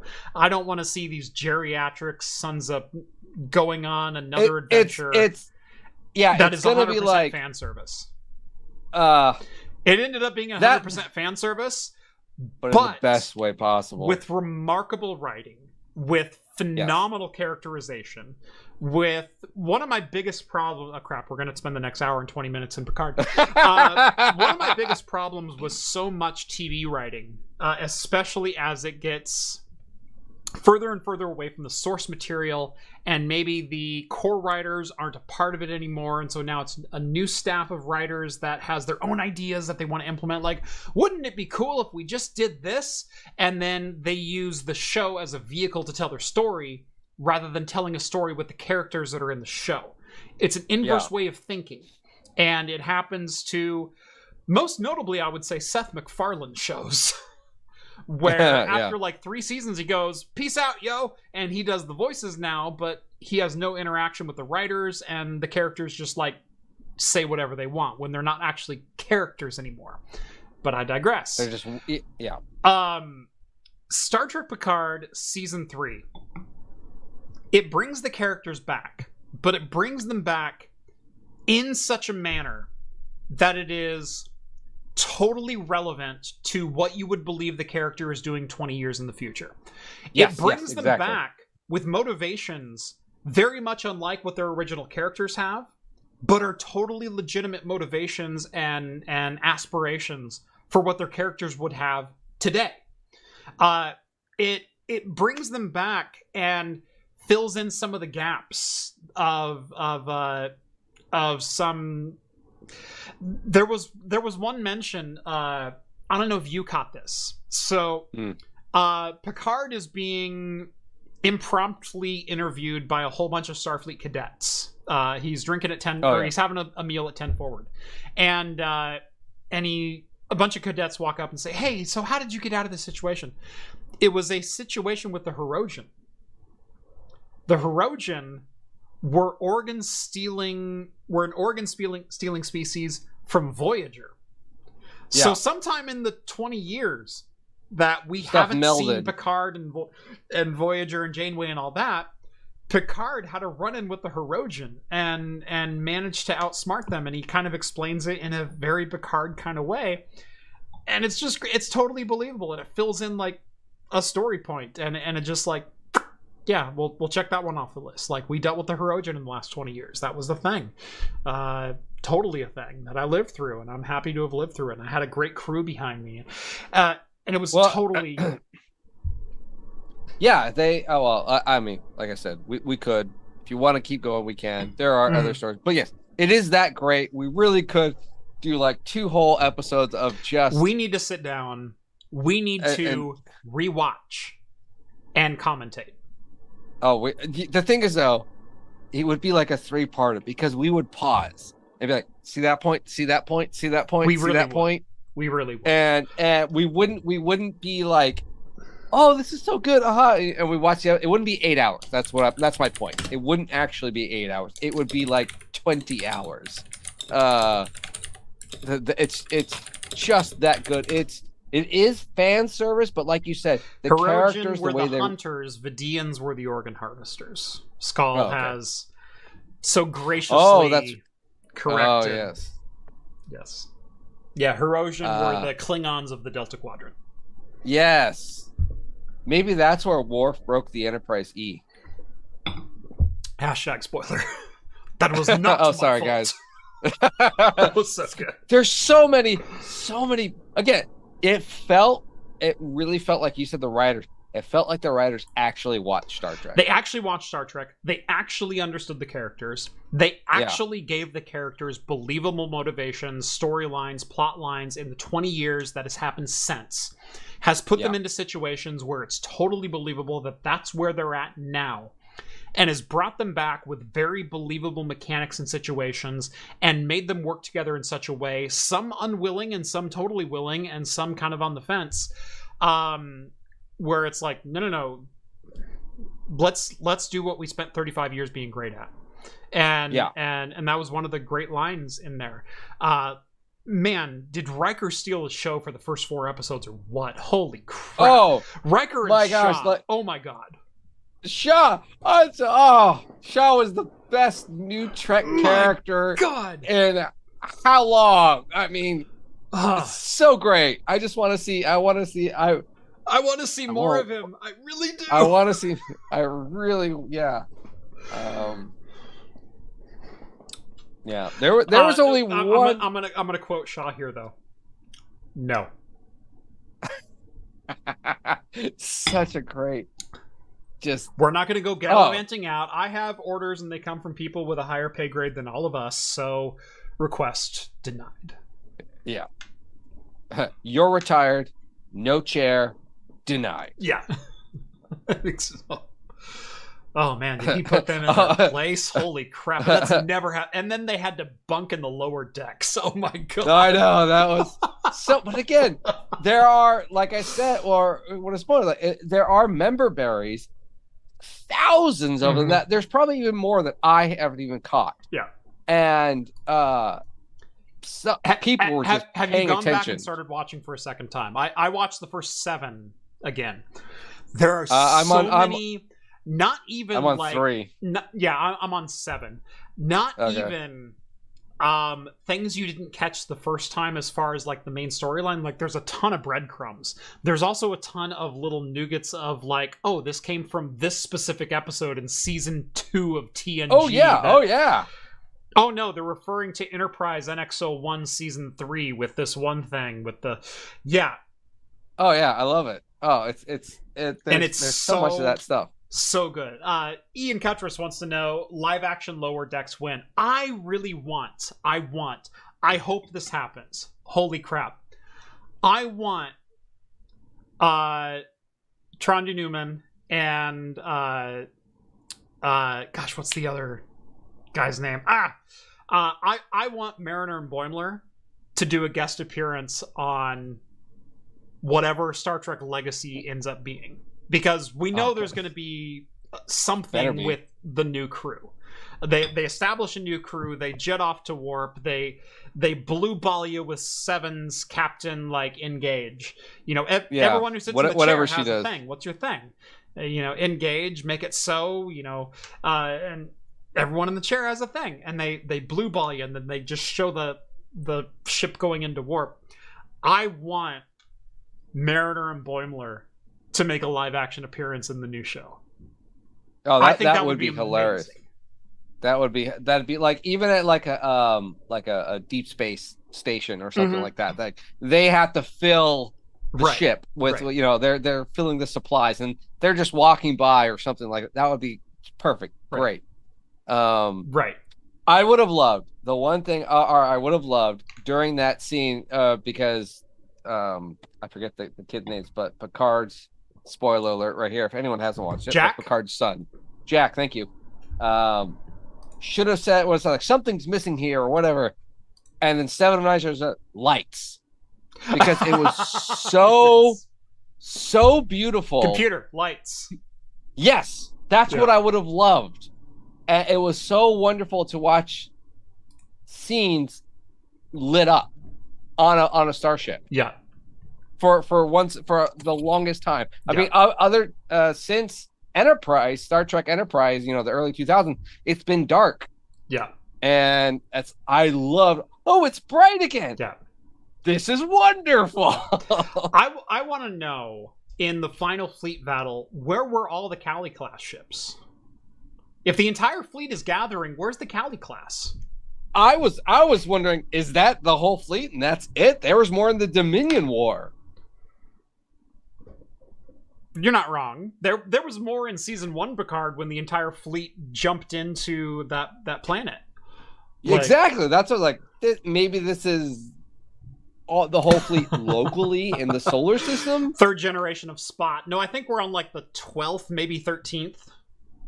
Which, by the way, Brent Spiner said Spot was the biggest bastard he's ever had to deal with on set. I thought that would have been a nice touch too of maybe Geordi had the offspring of Spot still on the station. I think that's pushing. I think that's pushing into. No, there's plenty of member berries. No. Data bringing up his memories and going here, this is yours now. Yeah. Here, I don't need this anymore. Oh, that poker with my friends. Oh, Spot, it taught me to love. And yeah. I mean, okay. That whole can scene. Explain Spot walking onto the bridge. You freaking can't. Yeah, but the way he came back, super memorable. That was the most campy, but I didn't care. I really didn't care. I didn't care. I was like, this works for me. Okay, I don't care. So I'm going to give one final spoiler alert, and then we're going to get back into the show. Okay. I actually wept a little bit. I legit had tears. I teared up of joy. Tears of joy. Tears of joy. And a little bit when Geordi wakes Data up and Data pops to life and instantly it's Data's eyes, and what always give away Brent Spiner's characters is the eyes, wearing contacts or not, but he goes, you can tell just from that. And just instantly, and Brent Spiner in going between B4 and Lore and Data and Sung and right back again is holy crap. That was good. That was holy really crap. Yeah. But when he looks over and he goes, Geordi? I went. Oh, it was the perfect take too, because it sounded just like nothing has happened. I was supposed to be dead. Last thing I remember, I jumped off the Enterprise. Right. I was in space. Literally, and everything went black. Yes, Geordi, why are you here? Exactly. You don't belong That's exactly here. how it came off. I was like, that was a great take. Mm-hmm. It's a great take. No, I teared up episode 9, episode 10. Oh, and you know exactly what part I'm talking about. Oh God. It was like, everything I wanted. And for all the right reasons. Exactly. It wasn't just thrown in to be this is the thing that we're doing. It was no, there's a reason this thing exists, and it makes canonical sense. Yes, exactly. We need to do a full season 3 spoiler cast, beginning to end. Even if we don't get to sit down and watch all of it, just the 2-hour conversation we would have. Yeah. Of all of the amazing parts of it. Oh, at the very, very Easter egg at the end, the cut. You cannot end of episode 7. Any more than that. I won't say There's it, but after credits the credit scene thing. Oh yeah. I was like, all right, redeemed. It's fine.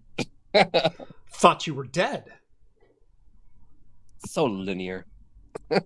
You and your mortal minds. All right, we spoiled that part. Okay. All right. We have articles to talk about. We could literally go on this forever. I was just trying to brighten the mood for like 20 warned minutes. You. Sometimes some Star Trek. It's part of the show. Yes. Anyway. We can't do that. Let's jump into... what was supposed to be the first article. Yeah. So... It's rare that we get to champion a VPN on in any regard, because a lot of VPNs, if they're so cheap that they're basically free, that means you're the product. That means that there's data harvesting going on. That means that there's analytics. That means that they're not actually not saving user records. To my knowledge, there are only 3 VPNs that service worldwide that have been independently source code audited top to bottom, that do not store user data and do not have an attack front that is readily available. And that is Private Internet Access, NordVPN, and Surfshark. That third one you're probably questioning. Trust me. Well, that is Nord. Nord bought them. Nord so that's probably why. Right.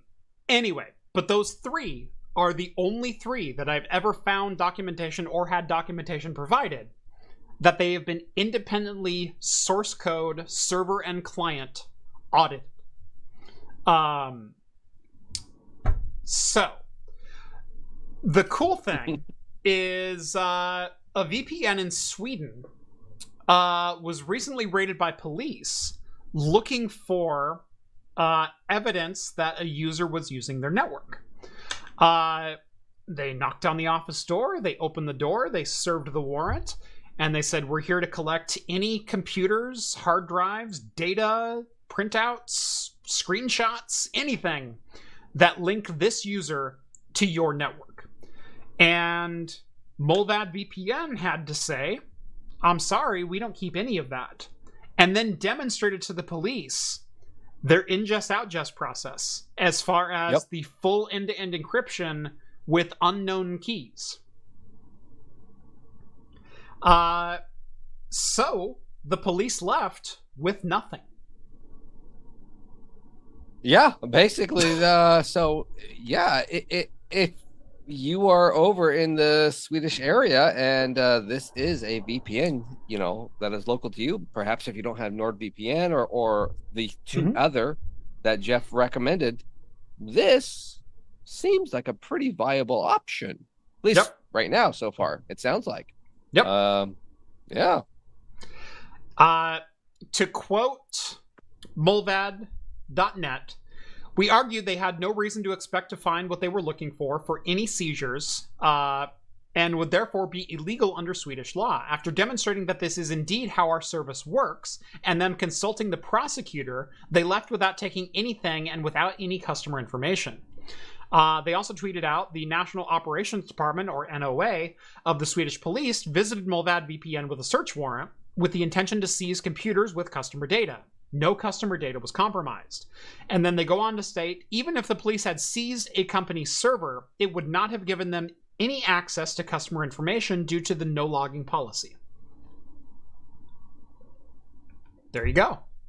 There you go. So they actually do what they say. Yay! Yay! Yep. So yeah, Mullvad. Tip my hat to you, sir. I tip my hat. Now have your source code audited. If you're gonna make that claim, prove it. And that's been my thing. I've had dozens of VPNs reach out for sponsorship, ad reads, and the like. And my pushback always is, have you had an independent source code audit? Because I want to know for a fact there's no mechanism, client or server, that can store data. And there's no shared keys. There's no public key. There's no anything else that could compromise what you're advertising, which is no data being stored. No data being stored. And full encrypted end-to-end with no known keys, with no first-party owned keys. I want to know it. And if you can't prove it, I won't talk for you. Strangely enough, everyone backs out. Yeah. Weird. Well, right. Yeah. Now, Mullvad did say, like in the article, they demonstrated it to the representative. Mm-hmm. I would assume that representative would have had some base knowledge of something like this. So it's as close as you might be able to get without them actually going and hiring a third party. Mm-hmm. Essentially, this is the Swedish government saying, "Oh, they do what they say." Right. So therefore, we cannot take any legal action. And one of the reasons that I use NordVPN and I'm still a NordVPN customer is because you can still use OpenVPN as a client. You don't have to use the NordVPN browser extension or any other client on the PC to forward your data. You can connect via an OpenVPN session, and I use that almost primarily. Instead of downloading Nord's apps, I connect directly to one of their VPN hosts with a third-party client, which again is another layer of protection, and it allows you to route traffic via the VPN, which is how I connect all of my home PCs to any VPN that I want to use. Sometimes I use it for testing new PCs because I don't want to accidentally or mistakenly reveal my home IP address, and so I will have it go out through a VPN tunnel. A lot of times when I am doing screen capture, I will simply connect to my VPN gateway and go out that way. So if anything ever pops up, I don't have to second guess it because my IP address, my credentials, anything else are not exposed.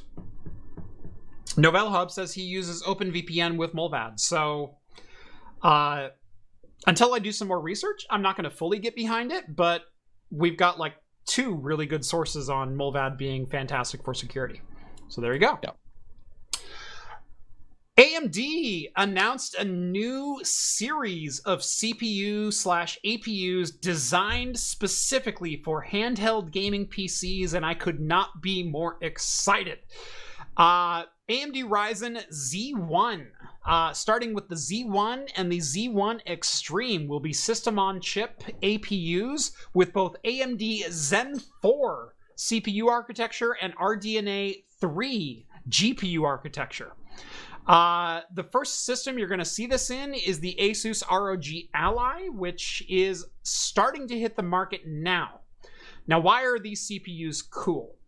I feel in some of the handhelds, they've been putting too much TDP towards CPU and not enough TDP towards GPU. So they have a 28-watt TDP. They're putting 8 cores and 16 threads, which is honestly more than just about any game needs these days. You could probably run most games with 6 core. So that's what the Z1 has done.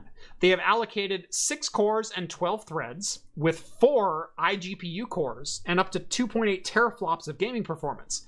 The Z1 Extreme will have 8 cores, 16 threads, and 12 core iGPU.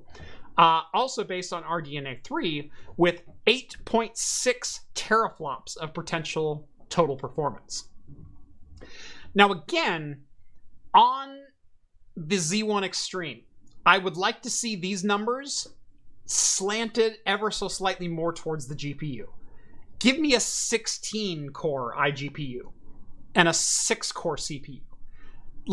Well, if they were to do that, wouldn't that be them hinting more toward this is more of your handheld PC? That was my thought.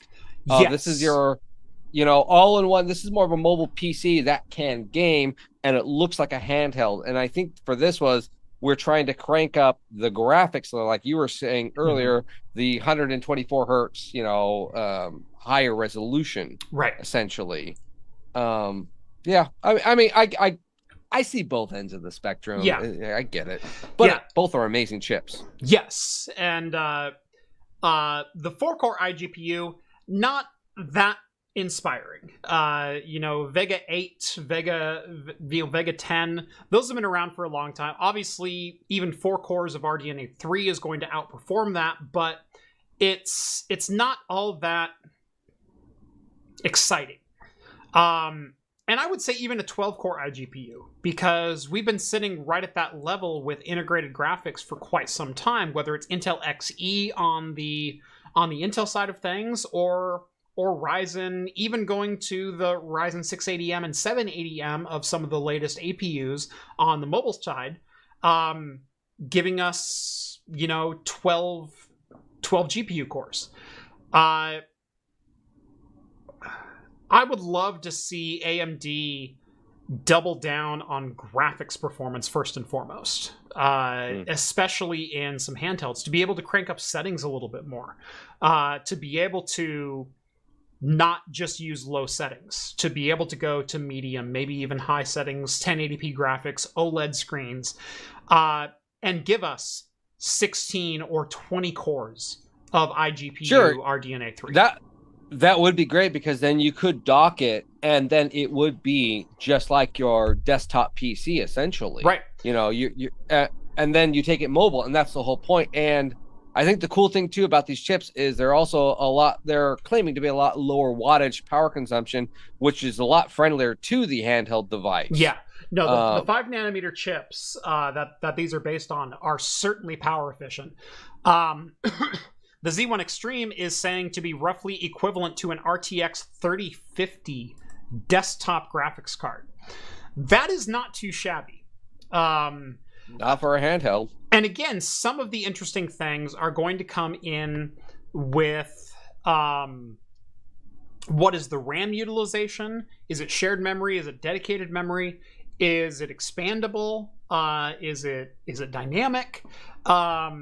Because so many times in a lot of handhelds, even though I've got like 16 gigs of DDR4 or DDR5 in some of these handhelds, they'll only allocate upwards of 3 gigs to the graphics, and it's shared. Now, it's a lot faster than it used to be. We're talking upwards of like 4,800 megahertz for LPDDR5 and such. But if you're only giving me 3 gigs and you're expecting me to run at 1080p with some modern AAA games, that may not be enough. So how are they going to handle memory splitting between GPU, CPU, APU, IO die, everything else? I never thought about. Yeah, that's a good thought. So how much of the TDP comes from the iGPUs? It's really hard to say, because the analytics that a lot of the APUs have don't let you get that far into CPU versus GPU power draw. I will say what I do on some of my handhelds is I have been disabling 2 processing cores or even 4 processing cores when I'm on battery. And also speed limiting my CPU cores. So my latest laptop has a Ryzen 6800U 8-core 16-thread with the Radeon 680M, which is essentially a 12 iGPU RDNA 2. When I'm on battery, I have been limiting my chip to 4 cores and 8 threads and 3.3 gigahertz, and saying, if you want to give everything to the GPU, you totally can. Which means in most games, I can play at 1920 by 1200 on this particular handheld and still get like 3 hours of battery life. And it's been fantastic. Yeah. The only other thing though, and this was a thing that really started with the handheld devices for me. They're always saying that it's the Switch killer, all of that stuff. And now the Switch, until it's $349, it's not a Switch killer. Exactly, and that's the thing. They're saying the executives have not given us a price point on these chips. So they're just saying it's below $1,000, and so people are speculating $699, $799, $999 for the 2 variants. Right. Honestly, that's just the price of a desktop. I'm not going to pay that price for a portable desktop. Right. It's very cool. It's very novel, but you're talking the 1% of the PC consumer market still.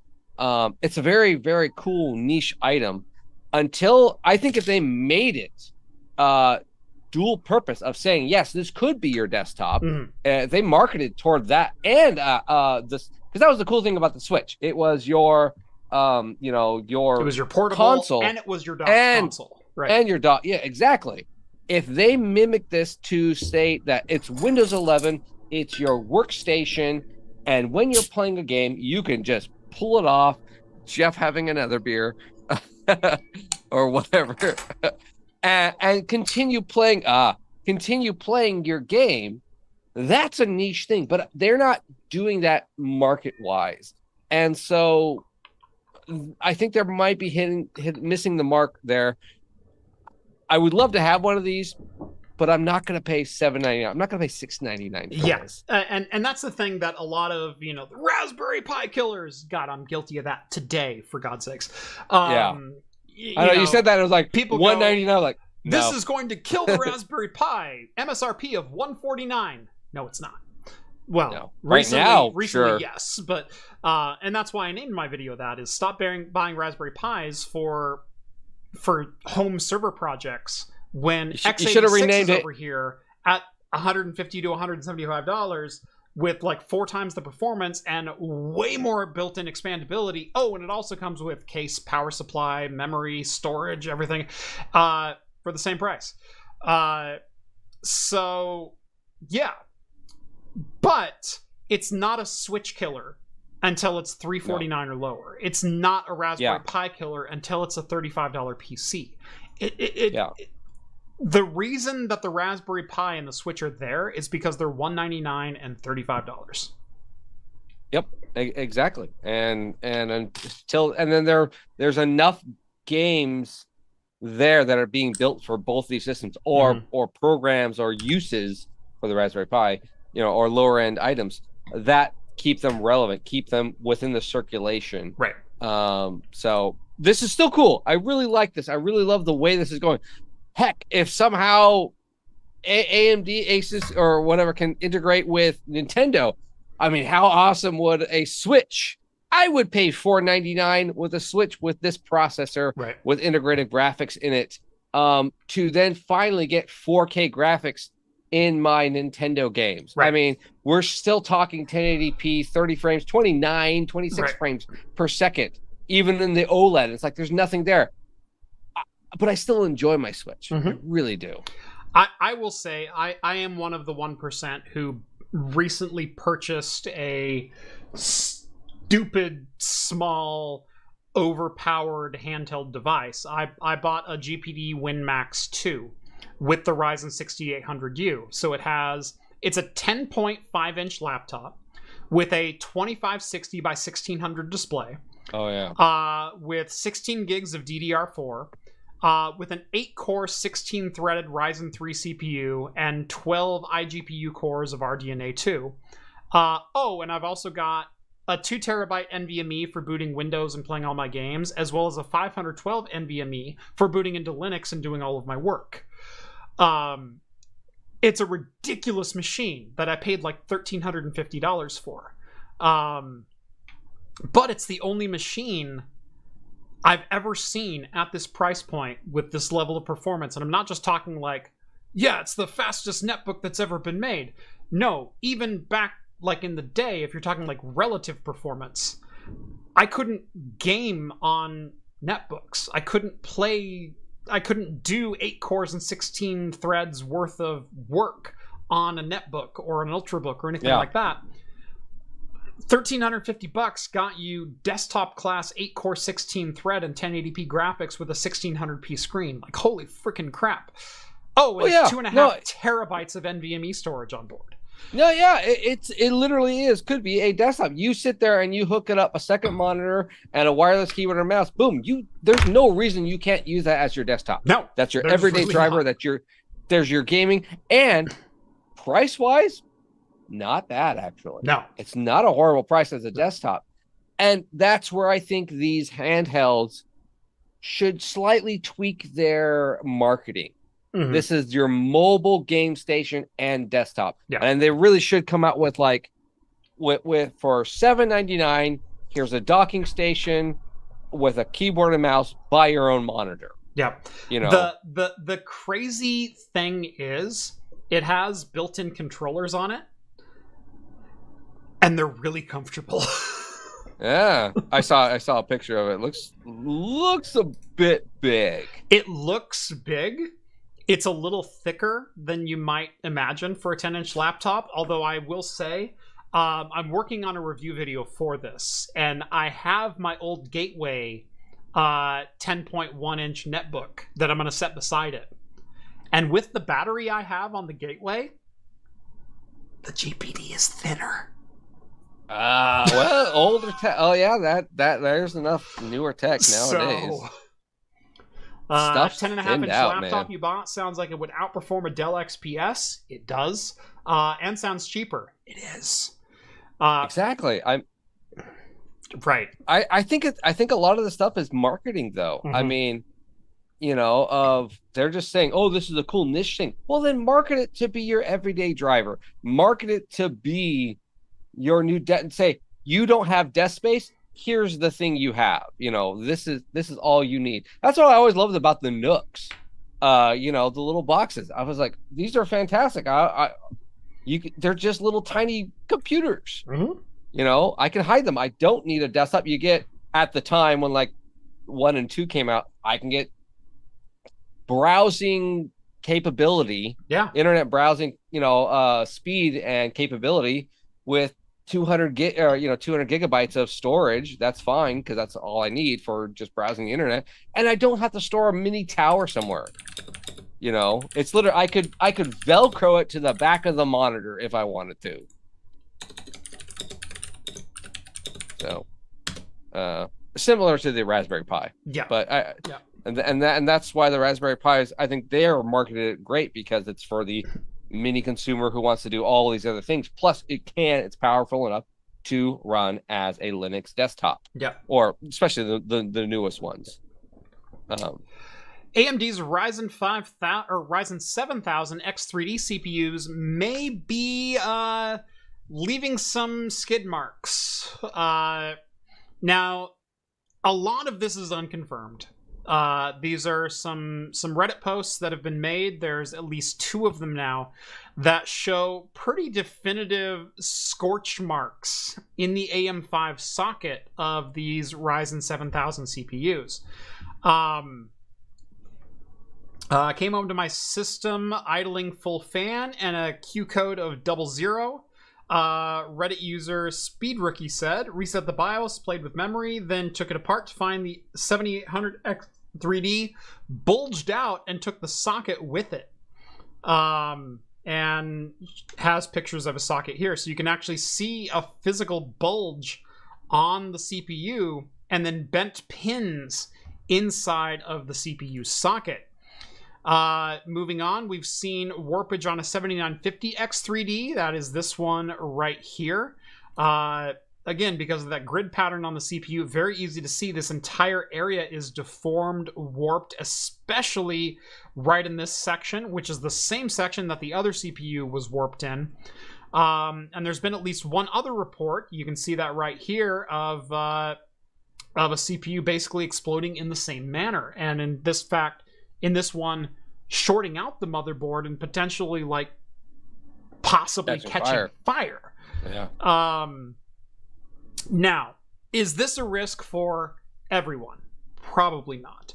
Do we know what they were doing with their CPUs? Do we know overclocking, cooling solutions, anything? No, we don't. So I'm not ready to go like, you know, abandon, blah, blah, ding, ding, ding, and go all like warning everyone. But it is an interesting thing that has happened to at least a couple of AM5 based boards, specifically with X3D CPUs. I want to see more information come out before I make a conclusion.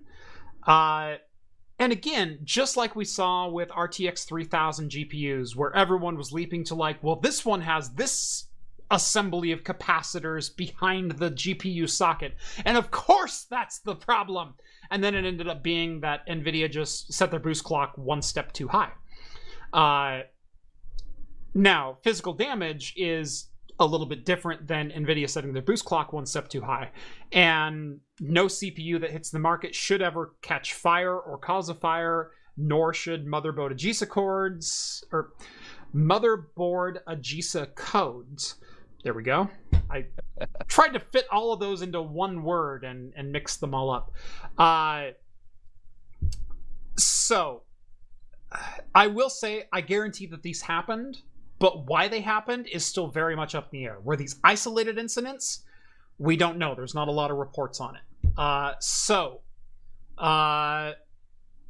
Hopefully we'll get some more information in the week to come, but definitely a troubling pattern. Yeah, I mean, three is an interesting, but it especially when one comes out, usually the chain comes out of like, oh, I did this, this happened to me, this happened to me, this happened to me. Most people on the standard think it's a rarity on their end. The posts on Reddit didn't seem to have a bunch of, I agree, this happened to me. I agree, this happened to me. Go so on and so forth. Mm-hmm. So it, like you said, we don't know cooling, we don't know overclocking, we don't know power management, we don't know even how did they build the computer themselves. Was it a pre-built computer? Anything like that. So yeah, it's interesting. So I don't know. Just make sure have the drivers from the company, and make sure be confident in your settings. So get the latest AMD drivers at least.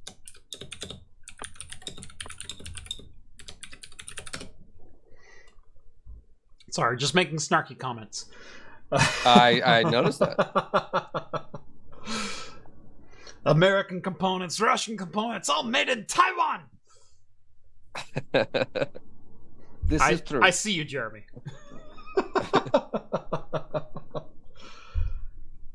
Tech Jesus is already on the issue, according to Der Bauer. I assumed Gamers Nexus would be on this one.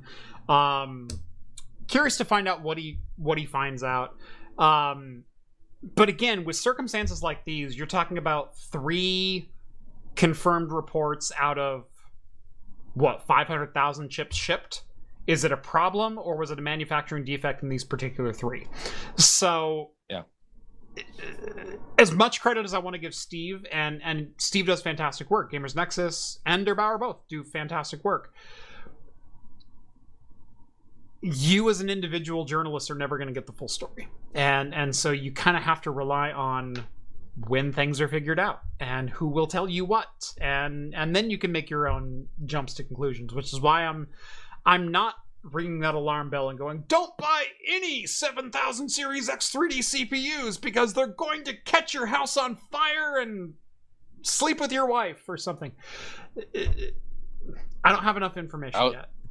That was a big leap. Apparently you think AI is going to be that powerful. I mean, they're taking all the rest of the jobs. Why not? Do you see that commercial? The pizza commercial? Oh, Steve posted it in the Discord. So join the Discord if you want to see such amazing things. Actually, I mean, it's hilarious because it's so bad, but at the same time, it's like, oh, that's kind of scary because it will progress in like 2 or 3 years faster than everyone thinks. Yeah. Yes. Oh yeah, the AI generated pizza commercial. Yeah, the AI generated pizza commercial. I was like, oh, I was busted up loud. Like the wife, I assume, was the fuel out of that video. Yeah. Good God. The lips just sucked the pizza in. Mother, I require sustenance. Yes, the delivery guy. We sneakily come into your house. He like walks, his arm passes through the wall. Yeah. But it did look like an old like 90s TV commercial. It really did. I was like, oh, this is Pizza Hut. Well, most of the AI models are built off of 512 square resolution, so it kind of makes sense. 90s TV was 512 by 384. So, oh yeah, you're not wrong. Let's go ahead and skip the next one. But okay. in beer news, Oregon's Brewers Fest, rumors of its demise were not exaggerated, but definitely early to the punchline. Oregon's Brewers Fest returns! Largest outdoor North American Brewers Festival. One that attracts basically people from all 50 states and is the largest outdoors Brewers Fest that happens every year. Will be happening again, even though it was canceled earlier this year.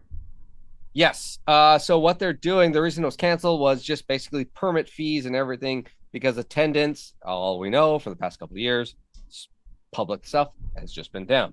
Right. For some reason, people don't want to go outside and spend time with a lot of people that they don't know, potentially inebriated, like weird, right? Yeah, hugging each other, whatnot. Right. So, because of that, earlier this year, it was canceled for the summer because they were like, we just don't have the funds. We have to hunker down, recoup some of the money. With that, they have teamed up with the Rose Festival, which happens every year on top, right around the similar time, at the exact same location. And they are basically calling the Rose Festival, actually tip their hat to them, so they're calling it a tap takeover for 3 days. There is so for 3 days you can go to the Rose Festival. You can then go on carnival rides and have beer. Yeah, right, and see a concert. Usually their music performers are pretty good. Yes, much better than what is at the Oregon Brew Festival. These are pretty legit people. So it's going to be a little bit bigger of an event. It's going to be more like a state fair-esque kind of vibe. Right. There is a little bit of a downside. The verbiage is hazy. So I tried doing a little research before this and I couldn't find any. The Brewfest used to be free. This, you're going to have to pay a ticket to enter into the festival. And then tokens on top. Then tokens. Yes, before, exactly. And your entrance was basically $20, which got you $15 in tokens, and then tokens were $1 thereafter. And so it was kind of like a $5 gate fee and then a $15 token fee for you're going to spend this much. Now it's you have to pay to get into the Rose City Festival and then buy tokens, but the Rose City attendance, I believe, or Portland Rose Festival, I believe, is like $10 or $12. So maybe slightly higher, but maybe a better deal. I don't know. But they're not letting you redeem the old tokens. I know that. And so that was kind of the cool thing about the Brewers Festival right before. They used wooden nickels, and they would, every year release new ones, but they always would allow you to use older ones to redeem. Yeah. And so if you were like, hey, I accidentally bought $20, I only need 2. Or if you have a laser cutter at home and you can make your own wooden nickels. What? No one would ever do that. But it was nice because you were like, do this. You think I can't make a nickel? I mean, even I have like $40 worth of nickels, wooden nickels, sitting around being like, I'll save these for next year. Yeah, I can't think I use have 15 floating around somewhere. Yeah, exactly. So I cannot use that. The way the verbiage sounded, like you're going to be paying for each individual sample. Mm-hmm. That was the verbiage. When I clicked for more information, it just sent me to a different page with the exact same verbiage. I was like, yeah, this doesn't tell me. So, but this was announced. I think it was today. Yeah. So I'm sure some more information will come out. But yeah, really exciting for anyone in the Pacific Northwest. Honestly, I thought, and I don't want to overstep, but it'd be a pretty fun place for craft computing get together. Yeah. So the really cool thing about the Oregon's Brewers Festival is for 35 years it's been held at Tom McCall Waterfront Park, which is a beautiful spot downtown Portland, right off 2nd Street in Willamette. It's a freaking amazing riverside park, and when they announced that it closed, it's like, even if they get somewhere else, it's going to be at the Coliseum. It's going to be, way up Washington, or it's going to be up here. The Rose Festival happens at Tom McCall Park, and so it's going to happen in the same place, which is a gorgeous venue. Yeah, so it's really nice. It's going to be the same size. So last time the Oregon Brewers Fest was there, they only took up one side, so I think that's what they're doing, and that's why they're calling it a tap takeover. Yeah. Similar, they're only going to be 3 days versus 5 days. Yeah. But again, this just could be a way of recouping, like, hey, we need to save some money. Maybe again, this way next year, they recoup some of their money, build it back up, and then go back to normal. But it's nice to see it back to, being there and a place to go. It's always been an exciting place. Yes. I mean, Jeff and I. Only place I've ever been kicked out of. Yeah, right. Well, there's that too. But you want to go? Do you want to talk early videos? That's, I think, the first video I was featured on this channel. You were, yeah. We introduced John in a beer 5 years ago, which was at the Oregon Brewers Festival in 2017.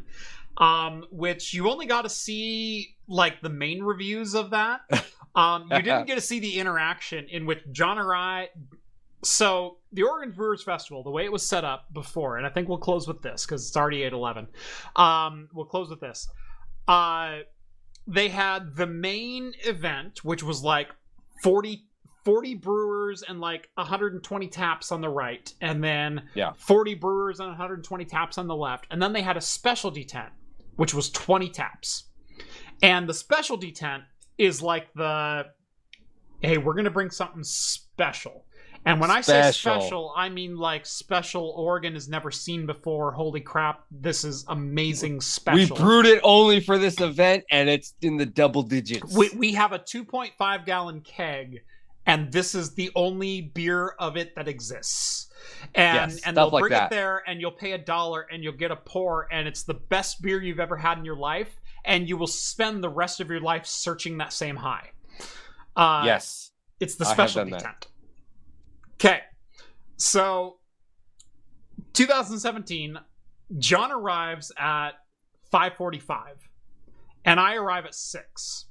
And John has already visited like 4 tents or four breweries, and he's done like 4 samplers already. I'm like, dude, you're a full pint in already. What the hell? Like, you couldn't wait 15 minutes while I parked?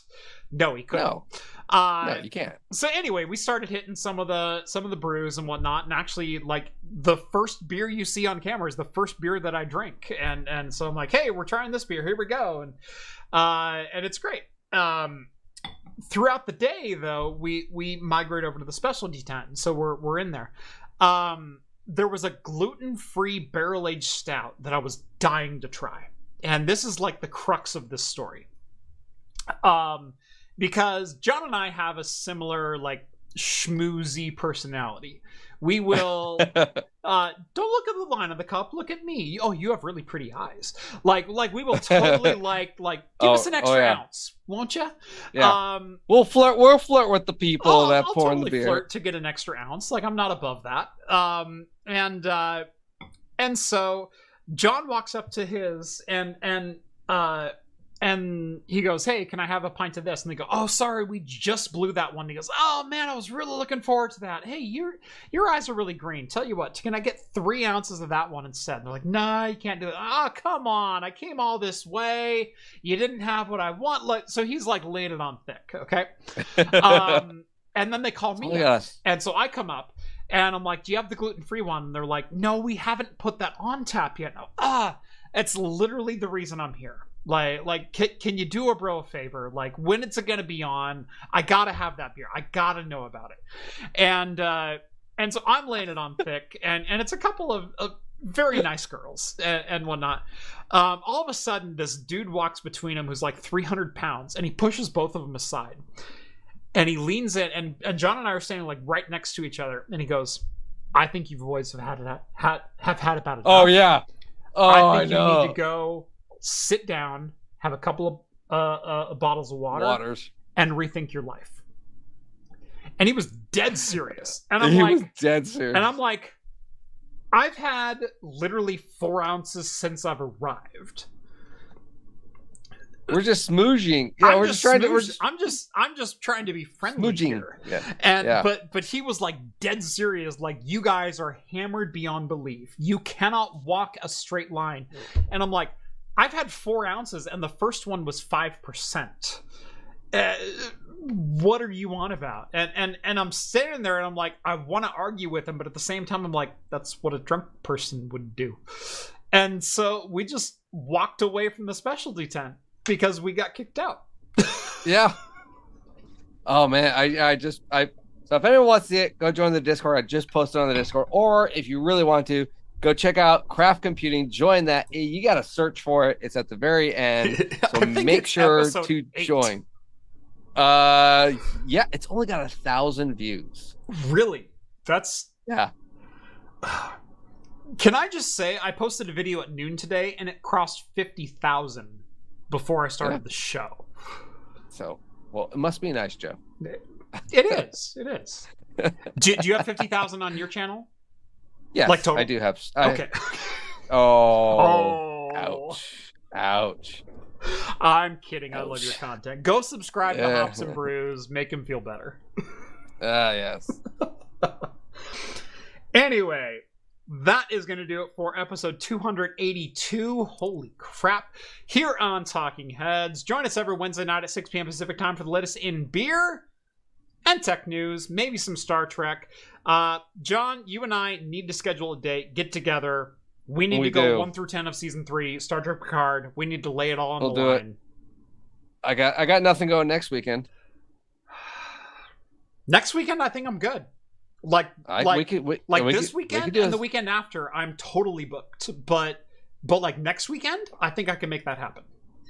All right, yeah, I think we could do that. I think we could do that. I'll bring that Pappy. That Pappy one. You bring a little Pappy. I got some bunny with a chainsaw for you. I've got. I have the Romulan ale whiskey featured in there. I think it's a rye. I think we need to open some Chateau Picard. There we go. Now I'll leave you all with this. There was a running joke through all of season 3, and I freaking loved it. Of every single person who tries Chateau Picard, who's a friend of Picard's, hates it. Yeah, I know, it's so great. Chateau Picard. I'm more of a Bordeaux man myself. And then he walks into Geordi and he's not sure if it's Geordi, and Geordi's not sure if it's Picard. And he goes, "When you brought me a gift on Rigel 3 years ago for my anniversary, what was it? It was a 2279 Chateau Picard, and you said it was dry as all hell because you have a pedestrian wine tasting at best." And it was amazing. No, Worf, I love that sour. Oh, that sour mead. That sour mead that you have. It's like, that was the best one. It's delicious. Even in 10-4, and Worf's all like, "And with your prune juice, we give a cheers." Yes. I loved the dissing on Chateau Picard after so much of like season 1 going like, "Oh, it's Chateau Picard. You know, I brought the 74. Raffy. Yeah. Hey." And every single one of its friends going like, "No, it's not really that great. No, this is horrible. It's literally like you with my homebrew." I'm half expecting a strawberry to fall out of it. This has been episode 282 of Talking Heads. Thank you so much for joining us. Wednesday night, 6 p.m. Pacific time. I'm Jeff. He's Hops and Brews. I'm John. You know the story. Links in the video description. Join the Patreon. Get onto the after party. It's an amazing time. Thank you all so much for watching. And as always, we'll see you next week. See you guys. Cheers, everyone.